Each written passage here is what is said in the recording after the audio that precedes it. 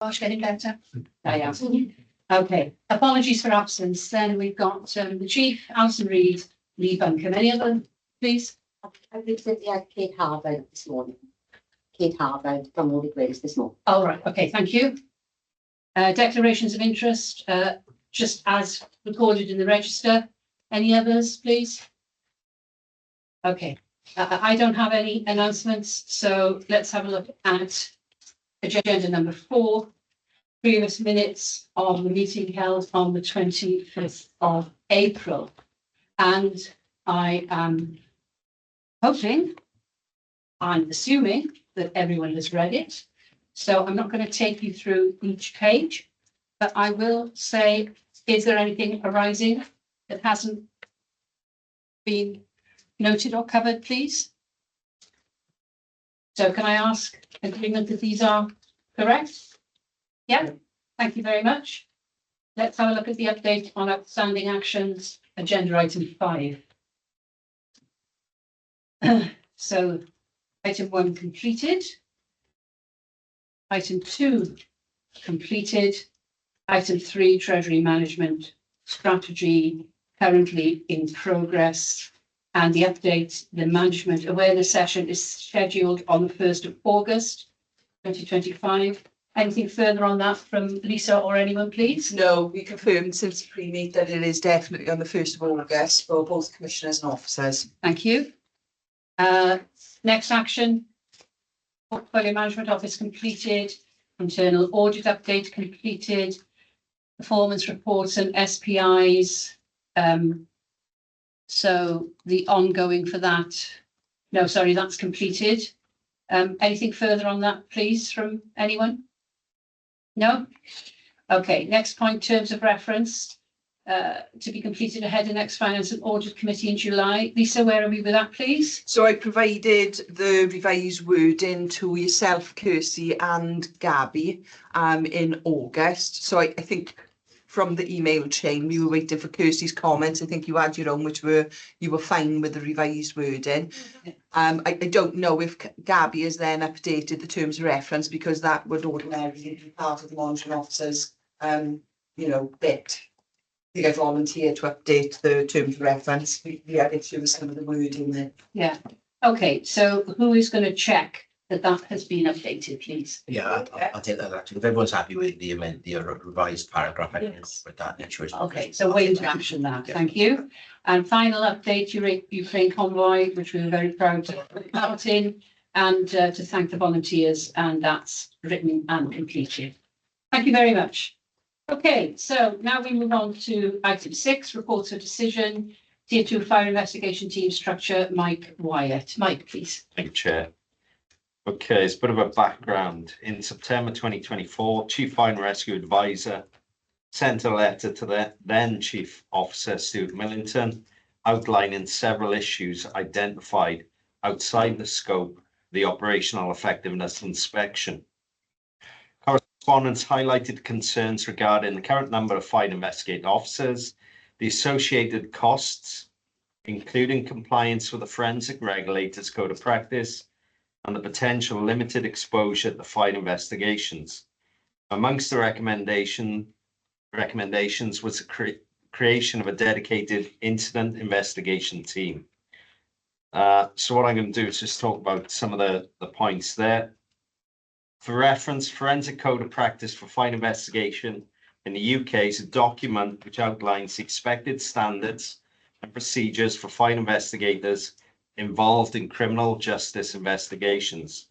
It ensures consistent and high quality practices for scene examination to reporting findings. So just as a backdrop, what is fire investigation? What I got to point out first is when you become a tactical manager, you'd either put as a hazmat officer through a process or a fire investigation officer. So it's one or the other. It's one or the other. That's their primary reference. They can have secondary references, but that is their primary reference. So fire investigation in the fire service is a process of determining the origin and cause of a fire, including examining the scene, collecting evidence and reporting the findings. So we are trained as expert witnesses, and we are expected to give evidence in both coroners and criminal court. Yeah. The issue we're finding, and part of the issues which I'll discuss in the paper, most people, if they had a choice, would choose to become hazmat officers over fire investigation officers. Some of that reason is the work that's involved in maintaining their competence, the pressures of writing up a report, and then facing that scrutiny in court. It is really demanding role. Yeah. So our current position, we currently employ 24 fire investigators. They're at station manager and group manager level. And we have at any one point up to 10 officers in development. Right. So we've got it's quite difficult to maintain that competency. We're also attending around 6.5 incidents each. So skill fade is a real issue. So as part of the recommendations and the report raised by the chief fire officer, did a Advisor. breakdown. Chief fire Advisor, sorry. Sorry. Yeah. Yeah. Yes. We've evaluated each option on cost, benefit, and compliance with standards. So we come up with 5 options. Option 1 is to maintain existing team. Doing a lot of work at the moment, which is to improve their continual professional development. So we've got everything from the airport where we've got live burn facilities to a structured CPD using vital solutions. So probably the best CPD we've had for a long time, but it is still going to be skill fade. Yeah. So again, it leads us into looking at different options. Option 2, dedicated incident investigation team, which was one of the main recommendations. We did look at the option. It is highlighted in more detail, but it would involve 12 competent officers supported by 6 to 8 day duty operational personnel. The issue is with this team, you are relying on mostly the operational audit support team and the operational development and review team. Their roles are quite extensive already. So to add something in addition to their current roles, which is audits and exercises, for me, it is too much that we're asking for them. And I think to maintain their competencies in those areas and adding another layer, they will not be up to the sufficient standard, and to maintain it, it's not a viable option. Well, Mike, we are dependent on your professional advice. So if that is your professional advice, then we accept that. The option 3, dedicated FI team, would work perfectly. The only issue is the level of work that is available for them. To have a dedicated team, other services have a dedicated team, such as London, but they have far more calls. Massively Huge calls. We haven't got the level of work. It's also the most expensive option. So on that basis, it's been discounted. Option 4, reducing team size and awarding additional payments. This is already done in another area of the service. As I mentioned at the beginning, you can either be hazmat or fire investigation. As a hazmat officer, you can then also go on to become a detection, identification and monitoring officer, DIM officer as it's called. That incurs an additional payment of around £3,600. But to justify that payment, which is paid for by National Resilience and not by the service, what they have to do is commit to 12 days CPD. Yes. So they rota days, they would lose a rota day, but they get paid. But it also ensures a higher level of training, which if you look at the forensic code of practice, we would then commit more time to make sure that we are maintaining competency. So we are looking at that model, and that is our preferred model at the moment. Option 5, which is what Mid and West are doing, which is a tier 2 team that investigates or confirms accidental fires only. When it's determined as deliberate, they then step away and they either got to get an external company to do the fire investigation, or they rely on the police, who are also training up some of their investigators. Can I just ask at this point for my clarification? So the other 2 services operate this tier 2 team. Yes. That investigates or confirms. is that because of the demographics? Because 52% of the population in Wales lives in our area, Yes, which means that 48% is shared between the other two areas. yes, So naturally, the fallout from that is we have more people living in our area. We make up just over half of Wales. Therefore, that model probably wouldn't be as appropriate for us because we're going to have more things to do with more people. absolutely. I think that it also comes a risk if you just investigate accidental fires. Again, you cannot underestimate how much you learn from a deliberate fire. So you're able to identify the trends. Okay, What yeah. exactly occurred that we could then put into practice to stop it happening again. okay, If you identify there's a trend with certain electrical appliances, for Yes, example, yeah. or Like phone charges became a real thing, didn't Yeah. it, a few years ago? Yeah, what deliberate fires, how are deliberate fires set? So we can identify how they're set, and then we can almost identify and work with the police Yeah. to solve those issues Yeah. occurring again. There's also reduced intelligence for fire prevention, public trust and assurance. yes. There's delays in investigations if we suddenly step away and someone steps into that arena. Mm. And again, I think we learn so much more from doing deliberate fires as well. Mm. So we have all those options, and then evaluation conclusion, option 4, reduce team size and award additional payment. Mm. The recommendation is that Board of Commissioners endorse option 4. If agreed at the Strategic Board of Commissioners, we will work with Finance and look to implement option 4 following the conclusion of the efficiency and effectiveness work, which is currently ongoing. So you are currently looking at savings with efficiency and effectiveness. We are looking at how we can finance the change, because the change does come with 52, additional, 698, yeah. yes. So we got to work with finance to make sure that we've got a robust strategy that pays for the ongoing cost, because it will be year-on cost How of 56,000. How straightforward would that be to do, Mike? Is that going to take an awful lot of extra work for you and your team to look at these efficiency savings? I think we've got to work with finance and just identify throughout the service where those savings can be made that we can then factor into this. Okay. So I think it's working closely with finance. Okay, and how long will that take? So Lady Wilcox, we've got a target operating model piece of work coming in the end of the summer.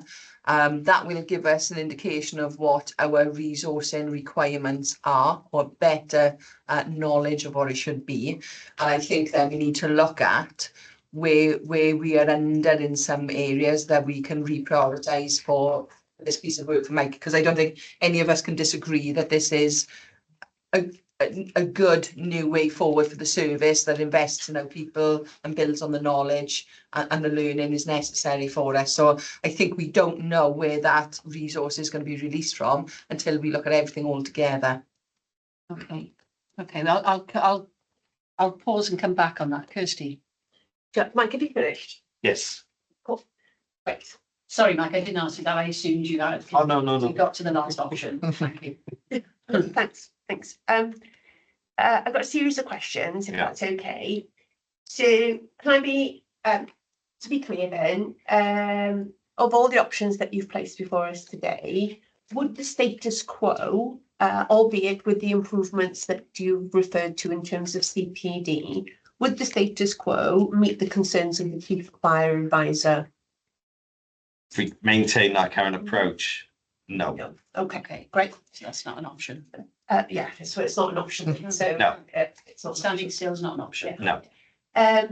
The other options, that, so if we discount the status quo as not being acceptable. Yeah. Would the other options that are here before us meet the concerns of the fire advisor? Yes. Yeah. Okay. So in relation to option 2, option 3 would, option 4, option 5, I think it wouldn't, on the basis that unless you want us to just go to accidental fires, which I feel wouldn't meet It wouldn't. Okay. the fire advisor, no. Okay. It was a surprise to me to to find out that this isn't a statutory requirement, this is not something Yes. that the service is required Yeah, to do, so yeah. that's really odd to me. Yeah. But just because we're not required to do it, doesn't mean that we shouldn't do it. Yes, quite. So I think, that's really important, and I take your point about actually investigating all types of fires, actually gives you intel, skills, knowledge, and stuff that is actually useful then for fulfilling the statutory part of your role. So And the expectation of the public. Well, They would I- expect you to be doing They it. do. I think the public Yeah. would be very surprised to Yes. understand that Yeah. you don't have to do it. So then that brings me to so if we were then narrowing it down to 2, 3, and 4, all of which have additional costs for the service. I have to say, I think it's a slightly strange way of working that recommendations are coming without those discussions that have just been highlighted around finance being finished. Mm. I think that's a very odd way of working. Mm. And I did say at the pre-mate that I wanted that I was hoping that could be addressed. Mm. So when did we have the pre-mate? Week ago. Was it a week ago? So I don't know what discussions have taken place in the last week, but I did raise it in the pre-meet. Yes, that you did. actually, I think when operational colleagues are coming with the recommendations to the commissioner, then that should be coming not only with the what are we going to do, but it should be coming forward with the how are we going How. to pay for it. Yes. Yeah. Because I'm concerned today that if I make a decision that we need to implement this, we don't have a line of sight on how that is going to be paid for, nor have we got a line of sight of when it will be implemented, because obviously implementation has to come on the basis of securing finance. Mm. And I just don't think that is a smart, efficient, or effective way of running an organisation. And it's not So- what we asked for previously. So I think we need to reflect on, or the ELT needs to reflect on how these things operate, because clearly this is a really important decision Mm. to be made to enhance the service to meet the needs of our chief fire advisor Mm. and ultimately the minister. So I'm going to leave that there, and it's something for senior colleagues to reflect on going forward. It's about process as far as I'm concerned, process and procedure. And if we have those in place and they're followed, that shouldn't be a problem. But having said that, I'm content to move forward on the basis of the recommendation. But I would like early sight of when those discussions are going to take place with finance, when the finance is going to be agreed, and the timelines associated with that, and when these decisions will Start actually be implemented. Yes. Because what I do not want to happen is, having had this discussion today, Mm. only to find in 3 or 6 months' time we've not moved forward on this. So we want actions going forward. We want those detailed, minuted, and sent back to us in a briefing paper. It doesn't have to be elaborate, but we just want facts. It's what's happening, when is it happening, how much is it going to cost, when is it going to be implemented, so on and so forth. Okay, because we cannot keep coming back to issues like this where things are not being implemented, things are not being done in advance. It's not happening. It stops today. Commissioners, can I make a suggestion in light of the comments just made, that Mike and I work together, and in the end of expedience, we could implement this as a pilot and then review the data just to see if it's giving us what we hope that it's going to give us, because there are a lot of ifs and buts in that paper in terms of if you can attract the right people, what happens in peak demand periods, things like that. Does this give us the cover that we actually need and do what we said it was going to do for us, which is greater exposure, better learning, better knowledge, things like that. So would commissioners be content for us to take this away as a implemented immediately as a pilot scheme and come back with a paper then subsequently in, say, 6 months' time? So is what you're saying, Lisa, is that you fundamentally don't, is that you don't agree with the recommendation, that you don't think that the recommendation is going to deliver the improvements. Is that what you're saying? I think there's some questions in the paper there that say we don't know whether we're going to provide cover if there's a major incident. These people have got more than one reference, and I'm assuming from the paper what it says is what takes precedent if there's a major incident is the major incident as opposed to an investigation. Yeah. Yeah. And there's risk there when you reduce from 24 to 16, and that's set out in the paper, isn't it? There is a risk. There's always a risk with competing priorities, etc. It is always a risk. So again, I think it's taking this outside of this room Yes. and then Yes, it's not that I disagree with the recommendation. I think it's probably wise once we sort out the financing, because there is a permanent increase in costs that we look at what that option is giving us in reality. But we can't work on that basis, can we, Lisa? We can't work on the basis of a decision being made, and then what you're basically saying is, let's take it outside of the meeting and we're actually going to look at it again. We either, you know, This we have is for decision we have to have a robust governance structure. Yeah. So we're either deciding we're moving forward on this on the basis of implementing what is in the paper.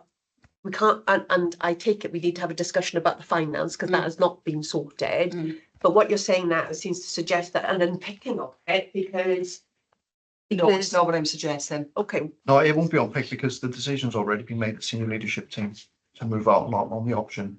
So it's just a matter of the financial details that needs squared away. It's not on picking the preferred option. The preferred option was agreed at the senior leadership team level. And it was essentially being brought here for information only, but it's been brought for decision. for decision. Okay, So I think you're right. It's so we've just been outside given this another meeting. suggestion, Brian. We've just been given a suggestion about a pilot, which is different from what's presented to us in this paper. You know, we can't have things thrown into us at meetings like I that. totally agree, and I take on board what Commissioner Williams said as well about reflection for ELT. It's not a good look, is it? So It's we not, got it. it's just not a straightforward way of doing stuff, Brian. No, I You know, totally agree. You know, transparency was a key issue that came out of Fenella Morris. We have to be totally governance and transparently available to the public, which is why this meeting is open, you know. Absolutely. Okay, so that's our concern. You know, we can't be chopping and changing Totally at agree. this level. No, I totally agree. Right, sorry, can I just I think we've got slightly mixed up. I mean, a pilot is something that's been agreed on and we'll just run it and then watch that actually happen as it sort of matures. A trial's a different thing. Okay, so I think you'll talk about a bit of a trial. I agree with agreeing this today, in my view, and drive this forward, and then we can make a decision on its performance later on. So I think that's what we need to do. Change Yes. that we would make, such as the change Yeah. to the DASA, monitor the impact of that change. Monitor it. So we have an idea about Yeah. what we think this change will deliver for us. Yeah. And we monitor the change against those criteria, Against And then- performance. and then we decide whether that's performing in the way Yeah. we thought it was. It's not performing, it's underperforming. Why is it underperforming? Yeah. And if Yeah. necessary, we change our approach. Yeah. But that would be after about 6 months, I would imagine. Absolutely. Yeah. So, so this paper is for decision. The preferred option is option 4. We've heard the facts from the officers. Are we prepared to agree it? Yes, I am. Yeah, okay. So am I. So it's agreed. Thank you. Right, reports for information. Point 7, internal audit update, page 33 of the meeting minutes. Lisa, please. Commissioners, we've got our internal audit lead with us, Steve Rowley. Yes, welcome to the meeting. Nice to see you in person. So there's 3 internal audit updates for you, this morning. I'll hand you over to Steve and he can walk you through the reports. Okay, thank you, Steve. Thanks. TIA Limited, yeah? So I'll briefly take you through each of the reports in turn and I'll take any questions as we go through. Thank you. The first one is risk management. Just a brief reminder, we undertake this audit on an annual basis. And the aim is to provide assurance to management and committee for those risks that perhaps don't warrant a full audit. So we've been Yeah. looking at a quick look at Risk mitigation is making sure that the risk is routinely monitored, actions are being delivered or reconsidered. This was about that kind of risk management piece for each of the lists that we select. Things that we selected this time around were information management, high-rise, joint forces control, command and control system, and also culture. Review found that there was evidence of the mitigations being in place as described within the against risk. Also evidence that the actions are being requested. Overall, there weren't any recommendations. That's what thing. Well, I'm very pleased to hear that. I'm very pleased to see throughout the document, findings are generally good. However, if I refer you to page 6, where we do have some reds in the other findings, high-rise security command and culture. I think that's the risk that we've associated. Yeah. What I was going to ask is, when are we, when would we be reviewing that? Would that be you, Wayne? Yeah, so that's the overall risk that poses to the organisation. So that's reviewed on a quarterly basis. So the risk owner will look at mitigation with the general picture. Yeah. And then the risks themselves are presented to the finance audit committee in the next meeting. Yeah. So But it's quarterly. I just need to remind myself of that. quarterly, yeah. Okay, thanks. Steen, is there anything further you want to draw to our attention? Particular report. Okay, next one. Yes, please. Looking at airwave and the risks associated with continued use of the system on the basis that the NES, the Emergency Services Network project has been delayed for quite a number of years. Yes. And this was actually on the plan for 23-24. Yeah. And the date subsequently into the 24-25 project made to the national project. This is the Motorola contract, Lisa, yeah? So yes, it is. Yeah. And this has been in traction for probably more than a decade, Okay. the switch over to ESN. Okay, thank you, Steen. Carry on. So the review looked at how the risks associated with continued use of the current system are being managed. The key strategic findings were that the delays persist in terms of the emergency services network. Yeah. The risks associated with the continued use of the current system will be managed effectively. Yeah.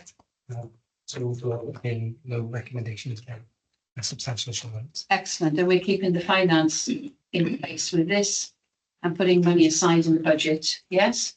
Yeah, so this links with our budget outturn report and our accounts. So we've ring-fenced the additional cost that we would have paid under the old billing regime into reserves, just in case that billing materialises during this year. Yeah. Good. Thank you. And the next one, the assurance review of estate strategy. This one is looking at property compliance. Yeah. Remember that we also want to talk about review looking at inspection review previously was really assurance, looking mainly around certification of property certificates and testing those types of areas. That found that there was gaps in terms of record keeping. Yeah. This one was looking more around the management of those regimes, so making sure those programs of testing take place. Yes. How you appoint contractors, how you manage those contractors that you've appointed.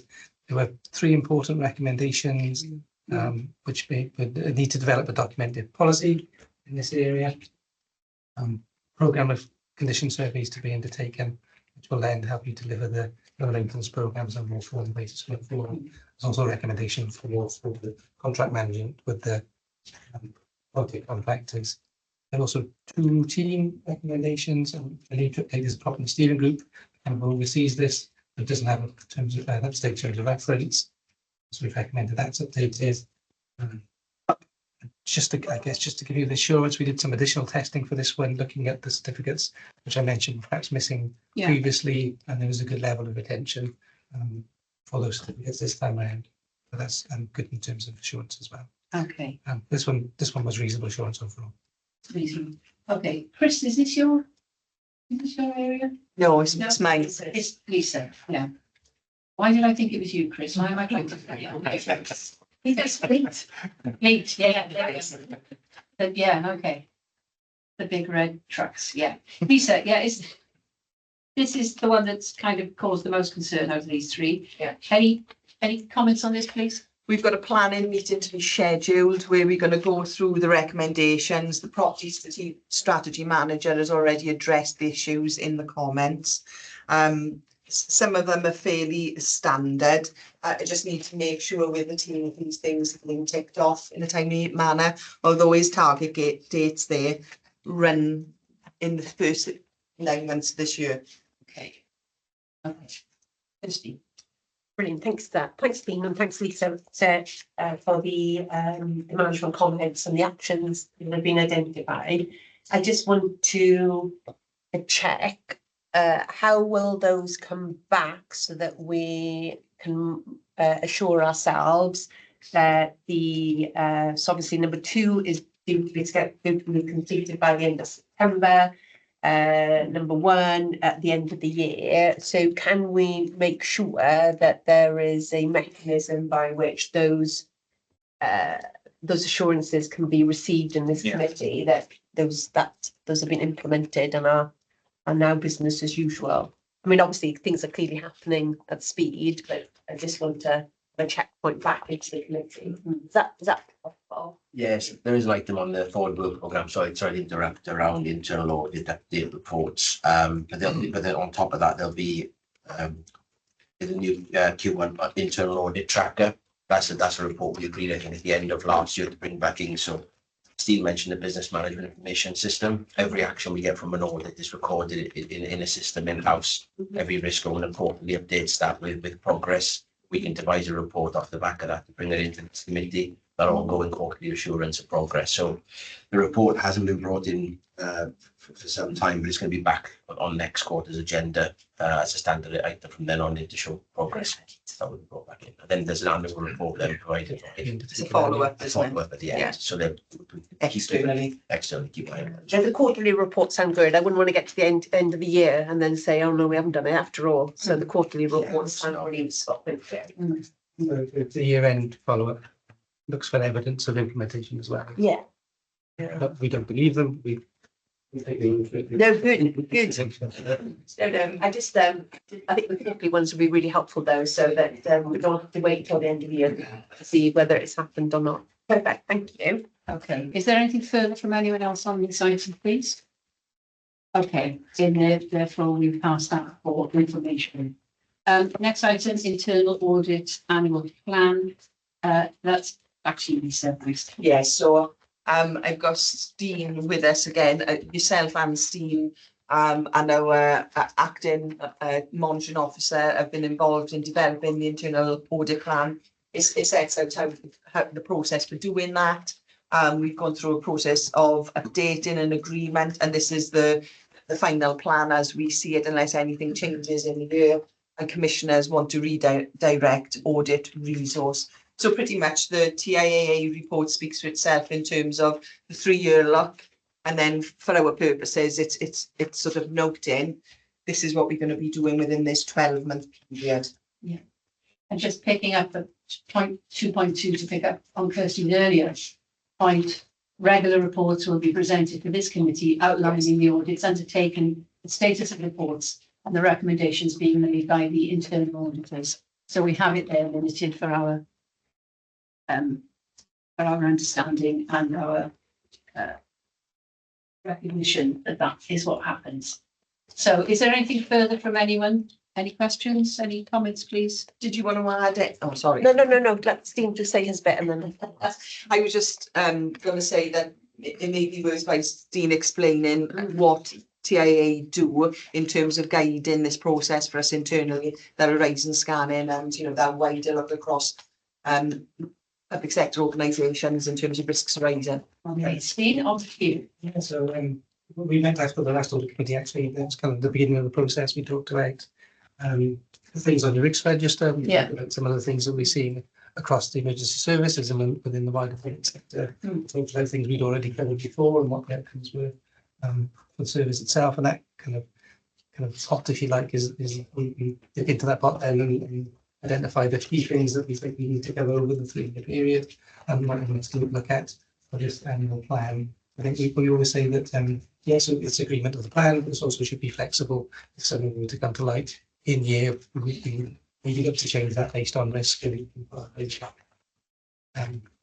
document is slightly different to you will have seen last year. So I think we spoke previously about the global internal audit standards. We've updated our kind of the way the document looks in terms of the global internal standards, and in particular the audit charter, which is at the back, talks about our relationship with the service, our relationship with this committee, and how we function as a internal audit services and our performance as well. It's through clear. But approval of the plan is also approval of the charter.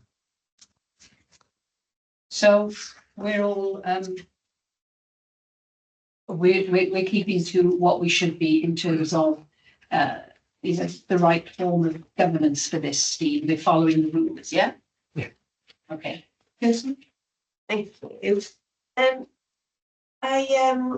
Looking at the plan for 25 and 26, you know, there is a lot in here, isn't it? There is a lot, and I just wonder, you know, whether that is proportionate or whether this is a lot for an organisation our size. I guess I'm looking kind of like for your expertise in doing audits in other places, because it seems to me this is quite a lot. But maybe I'm wrong. I'm also worried about the balance. So we've got a lot in Q2. So and then we kind of like we drop down then in Q3. And I'm just wondering, in terms of kind of managing your workload over the year, it does seem to be slightly imbalanced in the number of audits in which quarter. But I guess I'm looking for reassurance really that is all planned, manageable. You have the resources that you're to deploy against what you've set out here. Yeah, but part of that conversation about what we should include also talk about when it should happen as well. So some of that front ending is about the right timing for the service as well in terms of staff.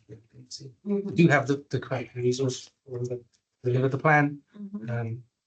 We've also brought some of it forward as well to make sure that we can get it all in and we've delivered everything by year end. Should your audit committee was the end of February, March. So we're looking to make sure that we can move to the work for that period as well. So it's a bit brought it a little bit forward compared to where we are normally. In terms of the number of days, we're going to take on the exercise across all of our clients. We're thinking about complexity, turnover, financial matters. We're thinking about risks.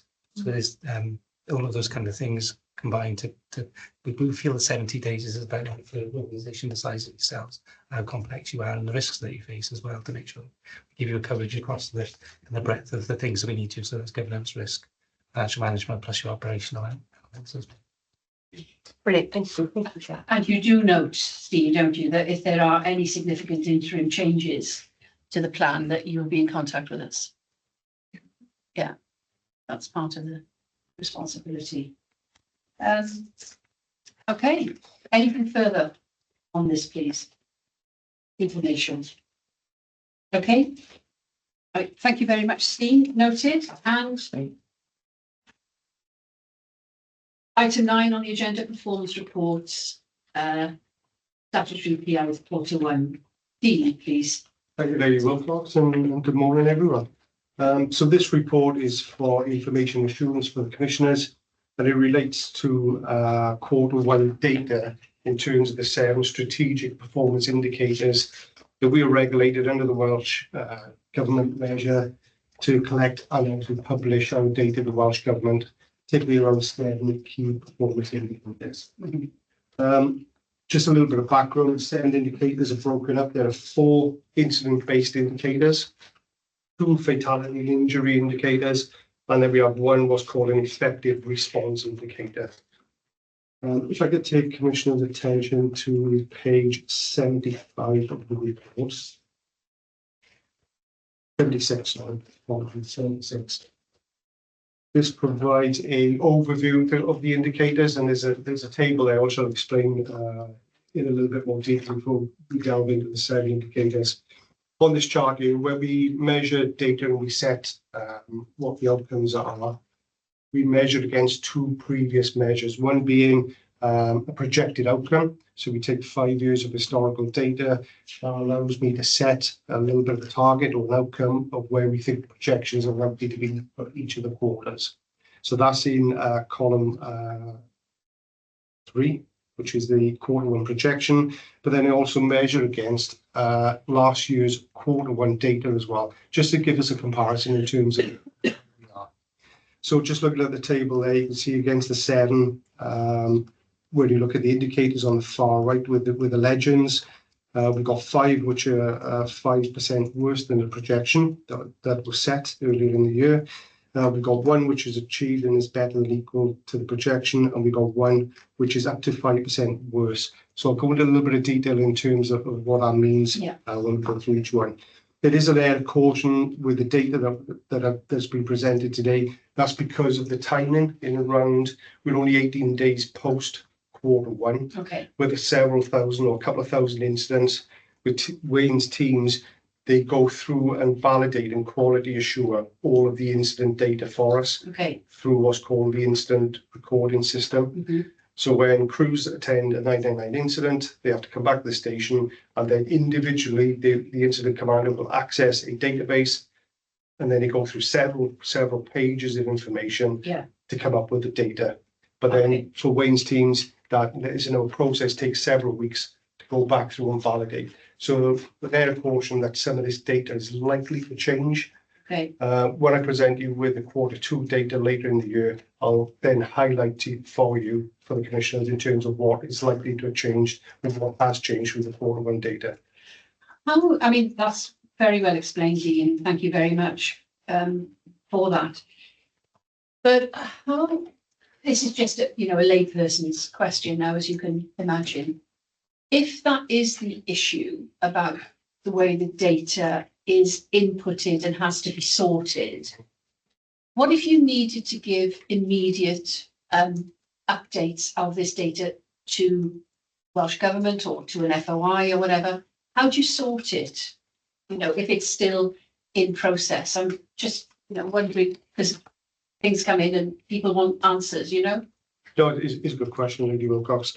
So what happens is, if there's a specific issue that we need to obviously prioritise, in line with Wayne's teams, we'll go back and validate any specific incident that we may well need to, particularly when we talk around tragic cases, fire-related deaths, injuries. Then we prioritise that piece of work to make sure that it's accurate and it's up to date. That would be my concern. I'm just thinking, got that terrible tragedy in Somerset yesterday, which, as a former teacher, I was just so affected by it, so something like that that can't wait, can it? No. Something like that. Yeah. So those types of incidents will always be prioritised to make sure that the information is accurate before we present that either to yourself, Chief, or Welsh Government. And we'll do our work in the background. This is an overall view of 18 days post quarter 1 is likely to change some of this data once all the validation has been completed. Right, thank you. Don't know if I answered that, sorry, Dean, as well. With every incident we do attend, there's a record of the call via the mobilising system. And obviously, so if there were any need for urgent information, it would, depending on how urgent and what information it was, but there's an ongoing log of what we told you what the incident was, that there was an incident, and that's all available on an immediate system that with live updates. And this information then is that retrospective detail, so it has a lot more detail in here. So like Dean said, it's depending on what information is required. There are other ways of collecting information if it's urgent as well. I just needed to clarify that in my own opinion. Thank you. Okay, taking your attention to page 77, I'll just briefly go through the 7 performance indicators, and obviously if you've any queries, Lady Wilcox or commissioners, please let me know. So the first one on this graph here, this relates to the total fires attended, and you can see there that there's been an increase based on comparative data from last year for the same quarter, 61% above the previous year's data. Majority of this tends to be around weather-related incidents as well, and you'll see on there when we look at grass fires, there's been an increase of 272% Gosh. based on last year's Q1 data. That's just due to weather-related Yeah, hot periods that yeah, we've had and experienced through April, May, and June compared to last year. We've also seen an increase in deliberate refuse fires and deliberate fires in their totality, which is up 79%. Deliberate vehicle fires has also increased. And I guess this goes back to what Mike was talking around earlier on with this paper around where you see trends and patterns, and then we use the information to say, well, what do we need to do? What do we need to address to bring these numbers back down again? So from a community perspective, the station commanders, once we validate this information, they'll be going through it, and then we'll be setting out a strategy and a plan for each of the areas. We'll delve right down into the detail. We'll understand the localities, and then it'll be their tasks and a station-based element to go out and try and deal with these through partnerships, educational messages, and any other initiatives we might need to put in place to target any specific issues that we see occurring. would something like this come up at the partnership boards? Yeah, Yes, Yeah. we share this information at PSBs as well. yeah, Because those are the opportunities for us to share some of this and Yeah. look at where's the wider partnership element, Yeah. where can we tap into, Yeah. and try and share the educational messages as best as we can. it's a very, just looking at this, it's a very worrying trend. But and that huge leap, 61% above total, total. I mean, you'd be a fool if you didn't worry about this. I mean, that's. The only thing I would say with this particular indicator is looking at the 24 to 25 data, it was significantly low compared to previous years. Okay, so that's a bit of a. Yeah, you've seen a big increase this year. So there's a very, very low numbers last year compared to the previous 4 years. So it does look like there's a big increase compared to last year. Yeah. On page 78, we've got two indicators on this page. First one is total false alarms attended, and then below that we've got the total RTCs attended as well. The AFAs, total false alarms attended, ties nicely into commissioners working around reducing automatic fire alarms. And it's pleasing to note, particularly with this one, where we've seen a drop in total false alarms by 19%. Yes. But the green arrows, they particularly relate to the AFA policy changes. That's So everything that really you've seen good to know. green has gone down as a result of the AFA changes. Yeah, they told us that we could do something, and we've done something. Yeah, so goodness, yeah. There's always room for improvement. Yeah, the biggest room in the world. So what you'll see from this, with the greens in particular, just to highlight, fire alarm due to apparatus is down by 48%. Educational premises is reduced by 6% That's for good. mobilisations. Yeah. Purpose-built flats down by 6%. Hospitals and medical care has come down by significant 86%, just due to those changes. And then residential homes has come down by 32% as well. So they relate specifically to the work that Yes. Mike has been doing on our behalf. The hospitals, I mean, 86%. I mean, that's, that's a big number, and we need to. We need to make sure that that continues. Yes, well, I need to declare an interest in it regarding. We should make that clear. There you go. Yes, sorry, go The on. room for improvement, obviously with this indicator, what we've seen there is an increase in the false alarm good intents, and that's gone up by 36%. What that relates to is private dwellings, Okay, where smoke detectors are actually then they're calling us and they're going out, so we've seen an increase there. yeah, So Mike's teams, from a community safety aspect, are working on this for us, looking at the trends, looking at the detail. Yeah. But then also stations where we've seen that 36% increase, we will be particularly targeting those community areas where Yeah. we've seen the most. because that's not going to be everywhere, is No. it? I mean, that's going to be certain pockets across the locations. Yes, yeah. The bottom indicator then, total RTC attended, has gone down by 6%, so that's really pleasing to note. And it's equal to projection of last year as well.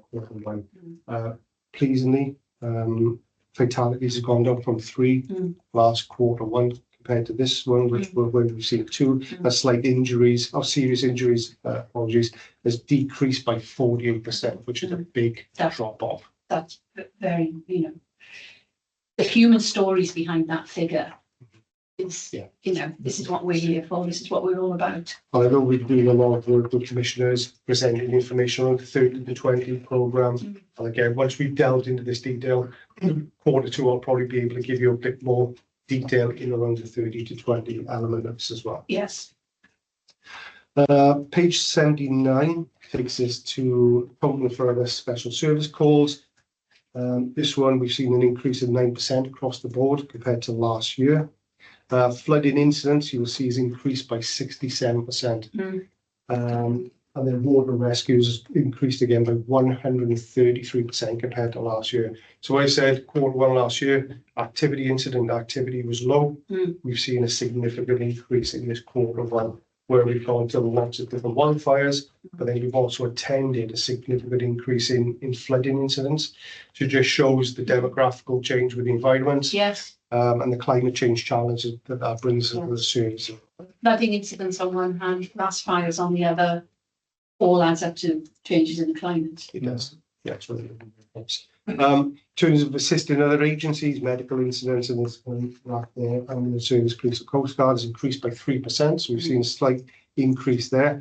Bariatrics continues to in a downward trend, which is really good because we've put a lot of energy and work into this over the last few years. Yes. And then we've got a little 69% increase in the rest of the release of persons. We think this is probably linked, and we're waiting for the around right care, right person initiatives from police. Okay. So where they've introduced changes to their response to Yes. particular types of incidents. Yes. We are thinking that we are seeing an increase in our attendance requests, particularly from WAST, where they're attending the property, Okay. but they can't gain entry. And whereas they would have relied on the police previously to attend, under their right care, right person initiative, the police attending up with these incidents, and then we are defaulting as a response for WAST, and then making entry for them to gain access to individuals and properties. So should we be doing it? I mean, I know in terms of, the greater good for the public and safety, yes, but is it our own responsibility? Are we picking up what the police are not doing? Should we be doing that? Should discussions be taking place between chief constables and chief fire officers about this? Because, that's nearly 70%. I mean, that's a massive increase. And, that's a reallocation of our resources. And it's almost moving into, other roles of the fire service. And, there's lots of lines being crossed here. I think that's a significant issue that needs further deliberation. Yeah, no, I fully agree. In terms of the police, we've been part of the strategic discussions in around the right care, right person initiatives. They've phased it in over the last 18 months. Yeah. And there's another phase yet to come. Is it just South Wales or Gwent? It's police across the board. It's UK, is it? Yeah, it's everywhere. And I believe it was around them have the ability to mobilise the police officers to acts of crime. Yeah. And probably saying you need other individuals to help individuals in time of despair and other reasons. We've always attended and made entry into properties. It covers us under the Fire Service Act. What we're thinking with this one, once we get the detail from Wayne's team, is that we think there's probably a link to that right care, right person. Once we've got the detail, we'll start having those conversations, particularly with Gwent Police, South Wales Police, and probably Mid and West North Wales, just to compare and say, are you seeing a trend difference, same as us? And if so, that's something we can take up then at the strategic level as well. Yeah, that needs to be definitely conversation with chief constables. But it was just to put it on everyone's high level, just, And there may be issues. And we'd like information back on that one. Yeah, so I don't know who's going to give it back to us, but I note that as that's a considerable concern of ours there. So we need to know what's going on with these discussions, because my initial reaction to this is only going to grow, Dean. Yeah. And add to your workload. Yeah. Yeah. If it's at 69% now, next quarter we could be looking at 79 and so on and so forth. Yeah. Okay. Yeah. So we want to know what's happening. We want to know what discussions are taking place, and we want to know what what those outcomes are, because it has a direct effect upon your workforce. If you're happy, Lady Wilcox, what I'll probably do is maybe adjourn that informally between upstairs, ELT and commissioners meetings, Yes. to give you a bit of an update. Yeah, is that okay? Yeah. Thank you. Bottom of page 79, only got total fire fatalities and injuries compared to the previous quarter of last year.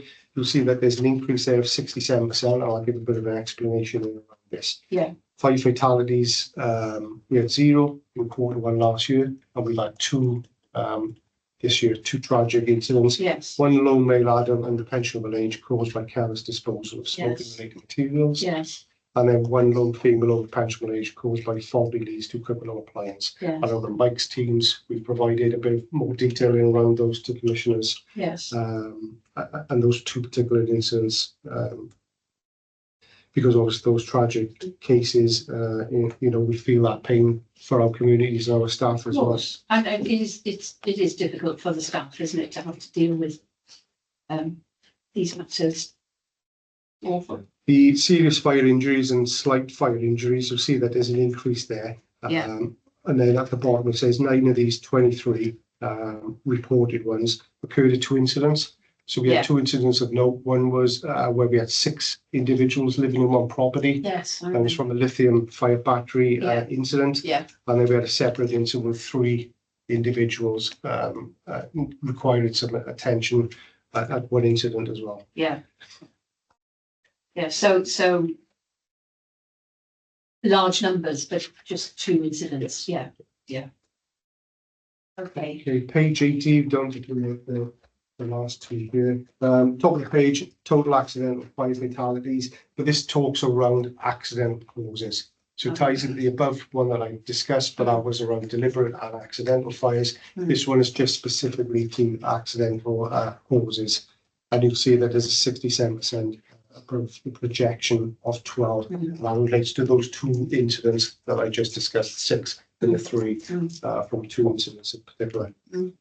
At the bottom of the page, we've got the dwelling fires contained to room of origin. This falls into the thematic. I was going to say this is very much Yeah. Dan Stevens' area of interest. We performed really well last year, and we had really good from the financial year, achieving projected outcome that was set.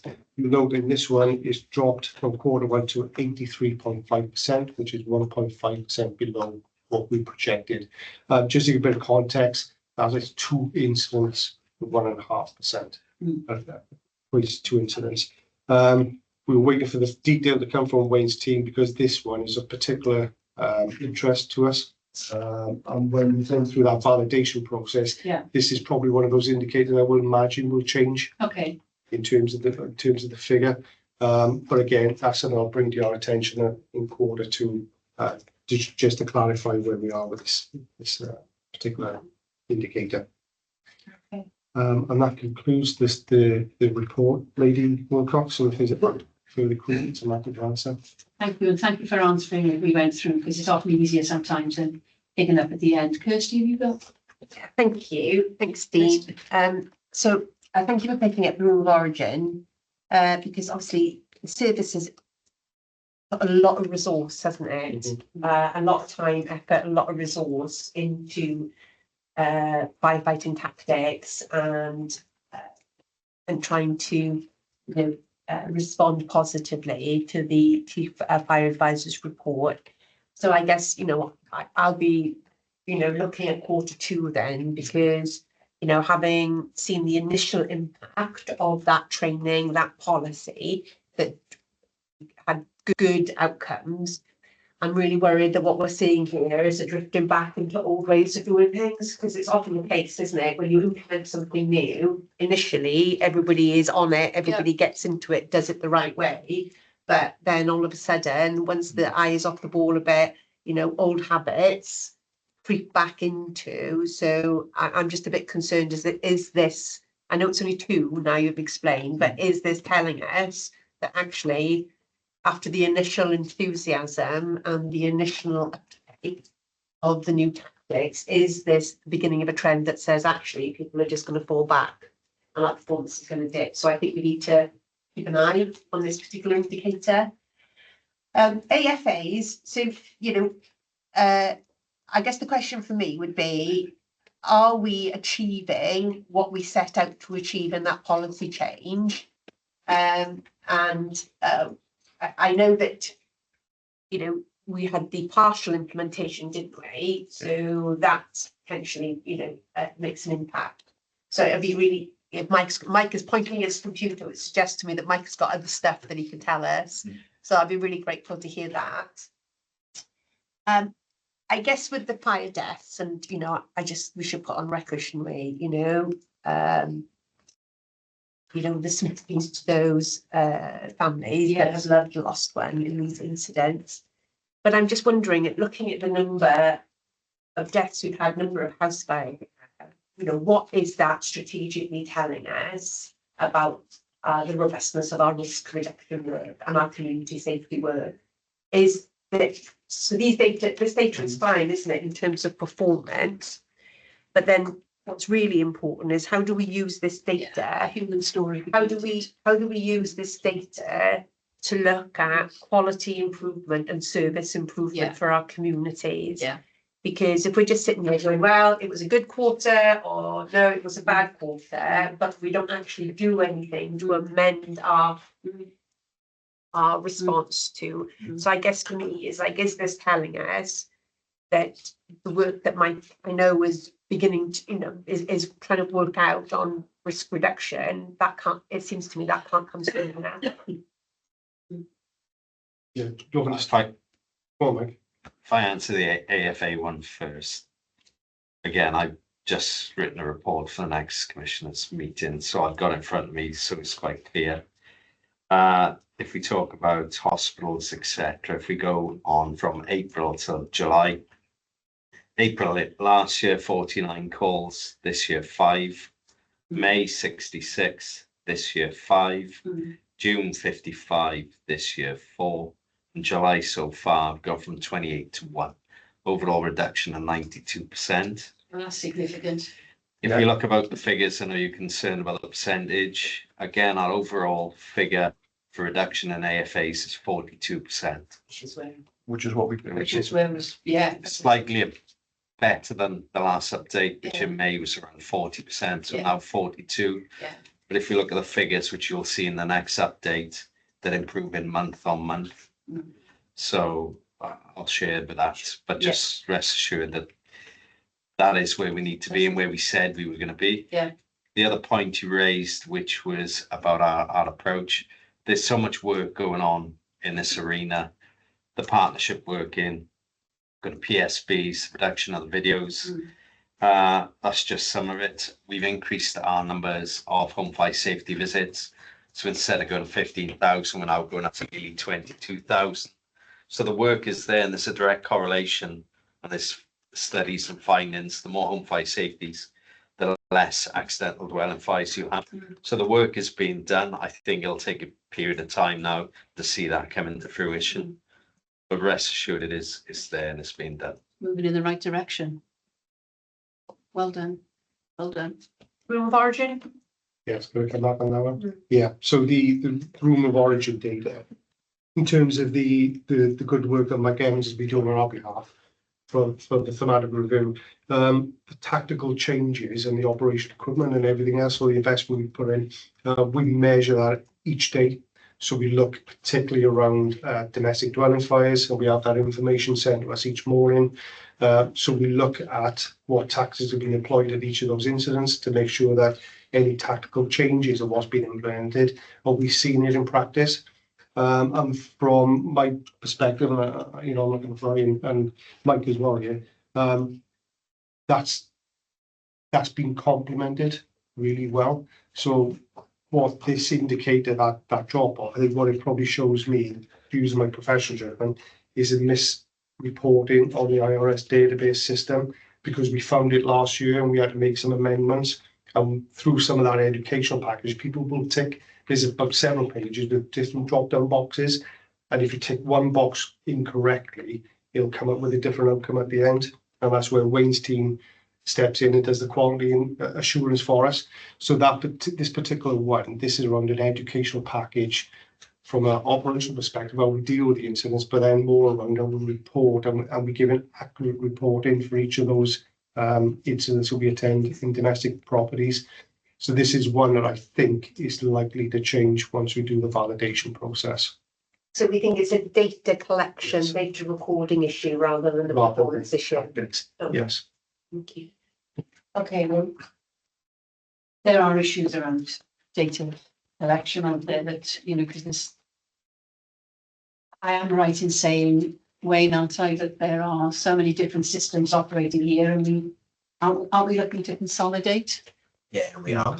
This is they're looking at a new national instant recording system as well, so maybe that'll make things a little bit easier in terms of answering the questions. I will say with this one as well, Dean, it might be worth an extra delve with yourself and my team as well, because there's a I'm doing a mistake, and there are some elements of this where it's an effectiveness of firefighting indicator. However, I think there are some instances where on arrival the incident has already failed the indicator.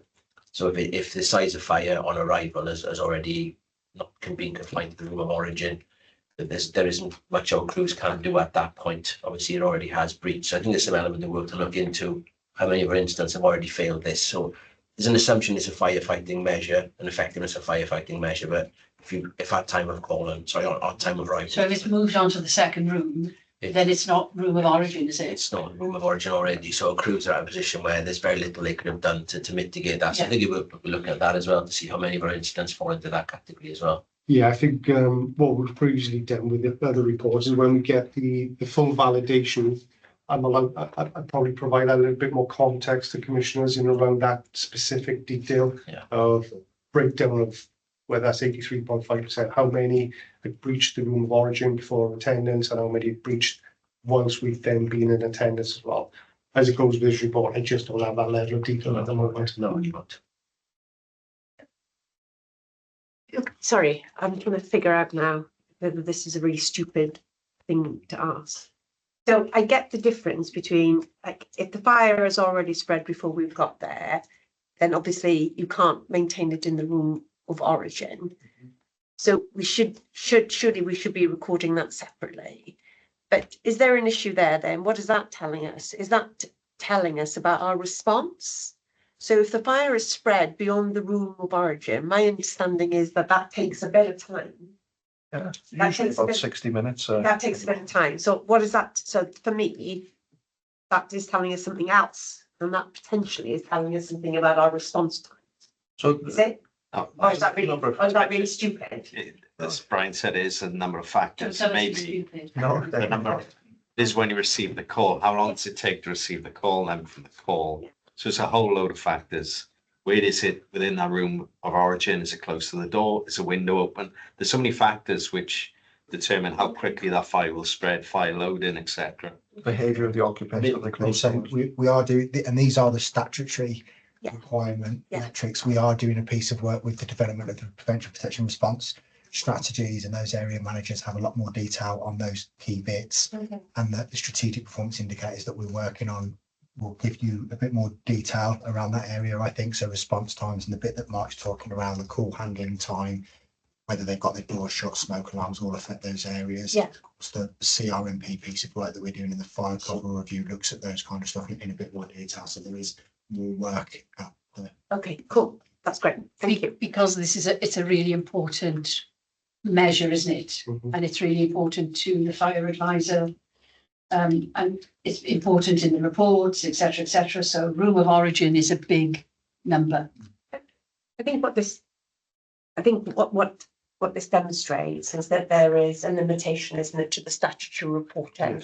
Yeah, so we have to do the statutory reporting because that's what they want to hear. But actually, for us as an organisation, Yeah. we need to have a much more sophisticated performance management system to track our performance. Because if we just rely on what the statutory reporting measures are, we're not getting a full picture of the health and the performance of the organisation. If I may, Yeah. Chair, so to give you some more assurance around that, again, part of the recommendations from our operational effectiveness, it's dwelling advice from the Chief Fire and Rescue Advisor and the work that Mike Evans is doing. we're going to completely overhaul our operational assurance team. Yeah, So they're going to be in a 360. So they're going to be starting to monitor from the initial call. yeah, So what's the data like? What are people saying? You know, how are fire control dealing with that call? So ops assurance will take place from the very first call, and we're closing off all the pieces of the jigsaw on that team in terms of our organizational learning. One of which we talked about earlier was our fire investigation. They're a significant piece of that operational learning jigsaw when it comes to our response to dwelling fires. So if the fire's breached the compartment of origin, you know, was it like that before we got there?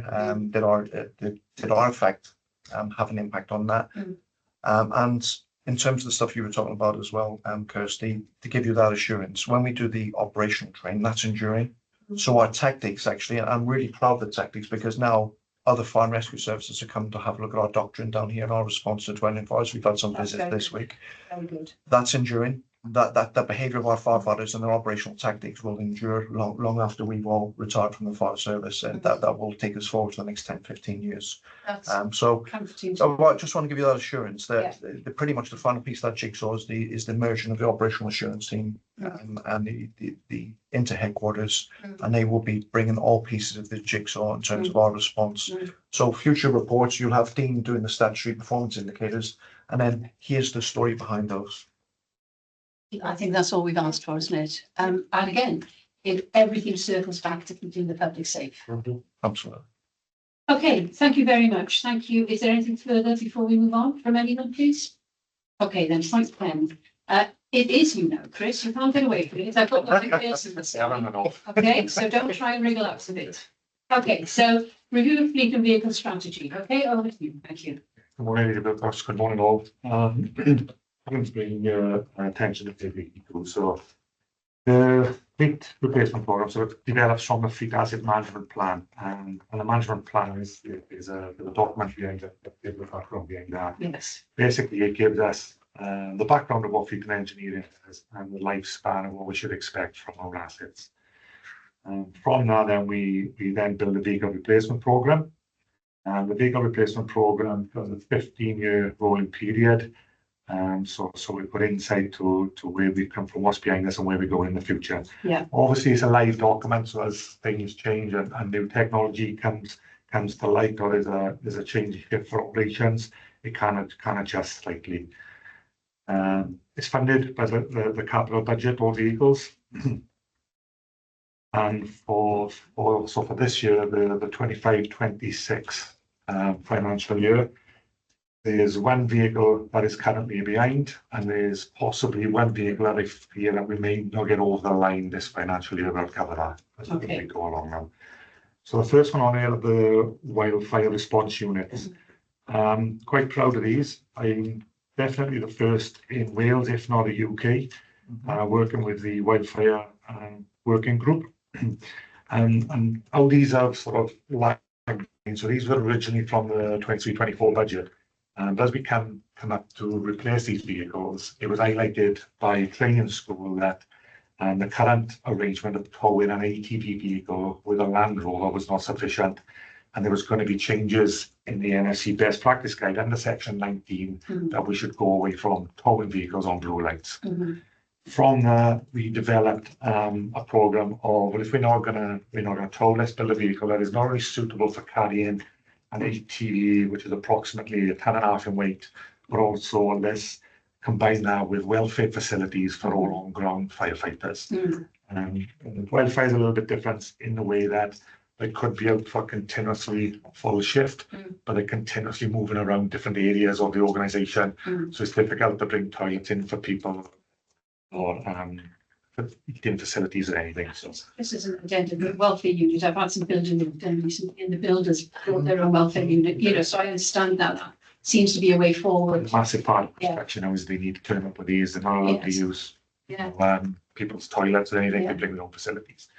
So we're hoping, they are behind. The initial budget was 240,000. It did increase when we went up to the new model, up to 498,000, I believe this currently sits at. And we should be taking delivery of those second week of August, and that's the 2 of the 4 should have in service next month. So looking forward to ready for the grass fire season. Hopefully, yes, get up there ready for the end of the season. So that's covering the wildfire response units, and they will be a good news story, I'm sure.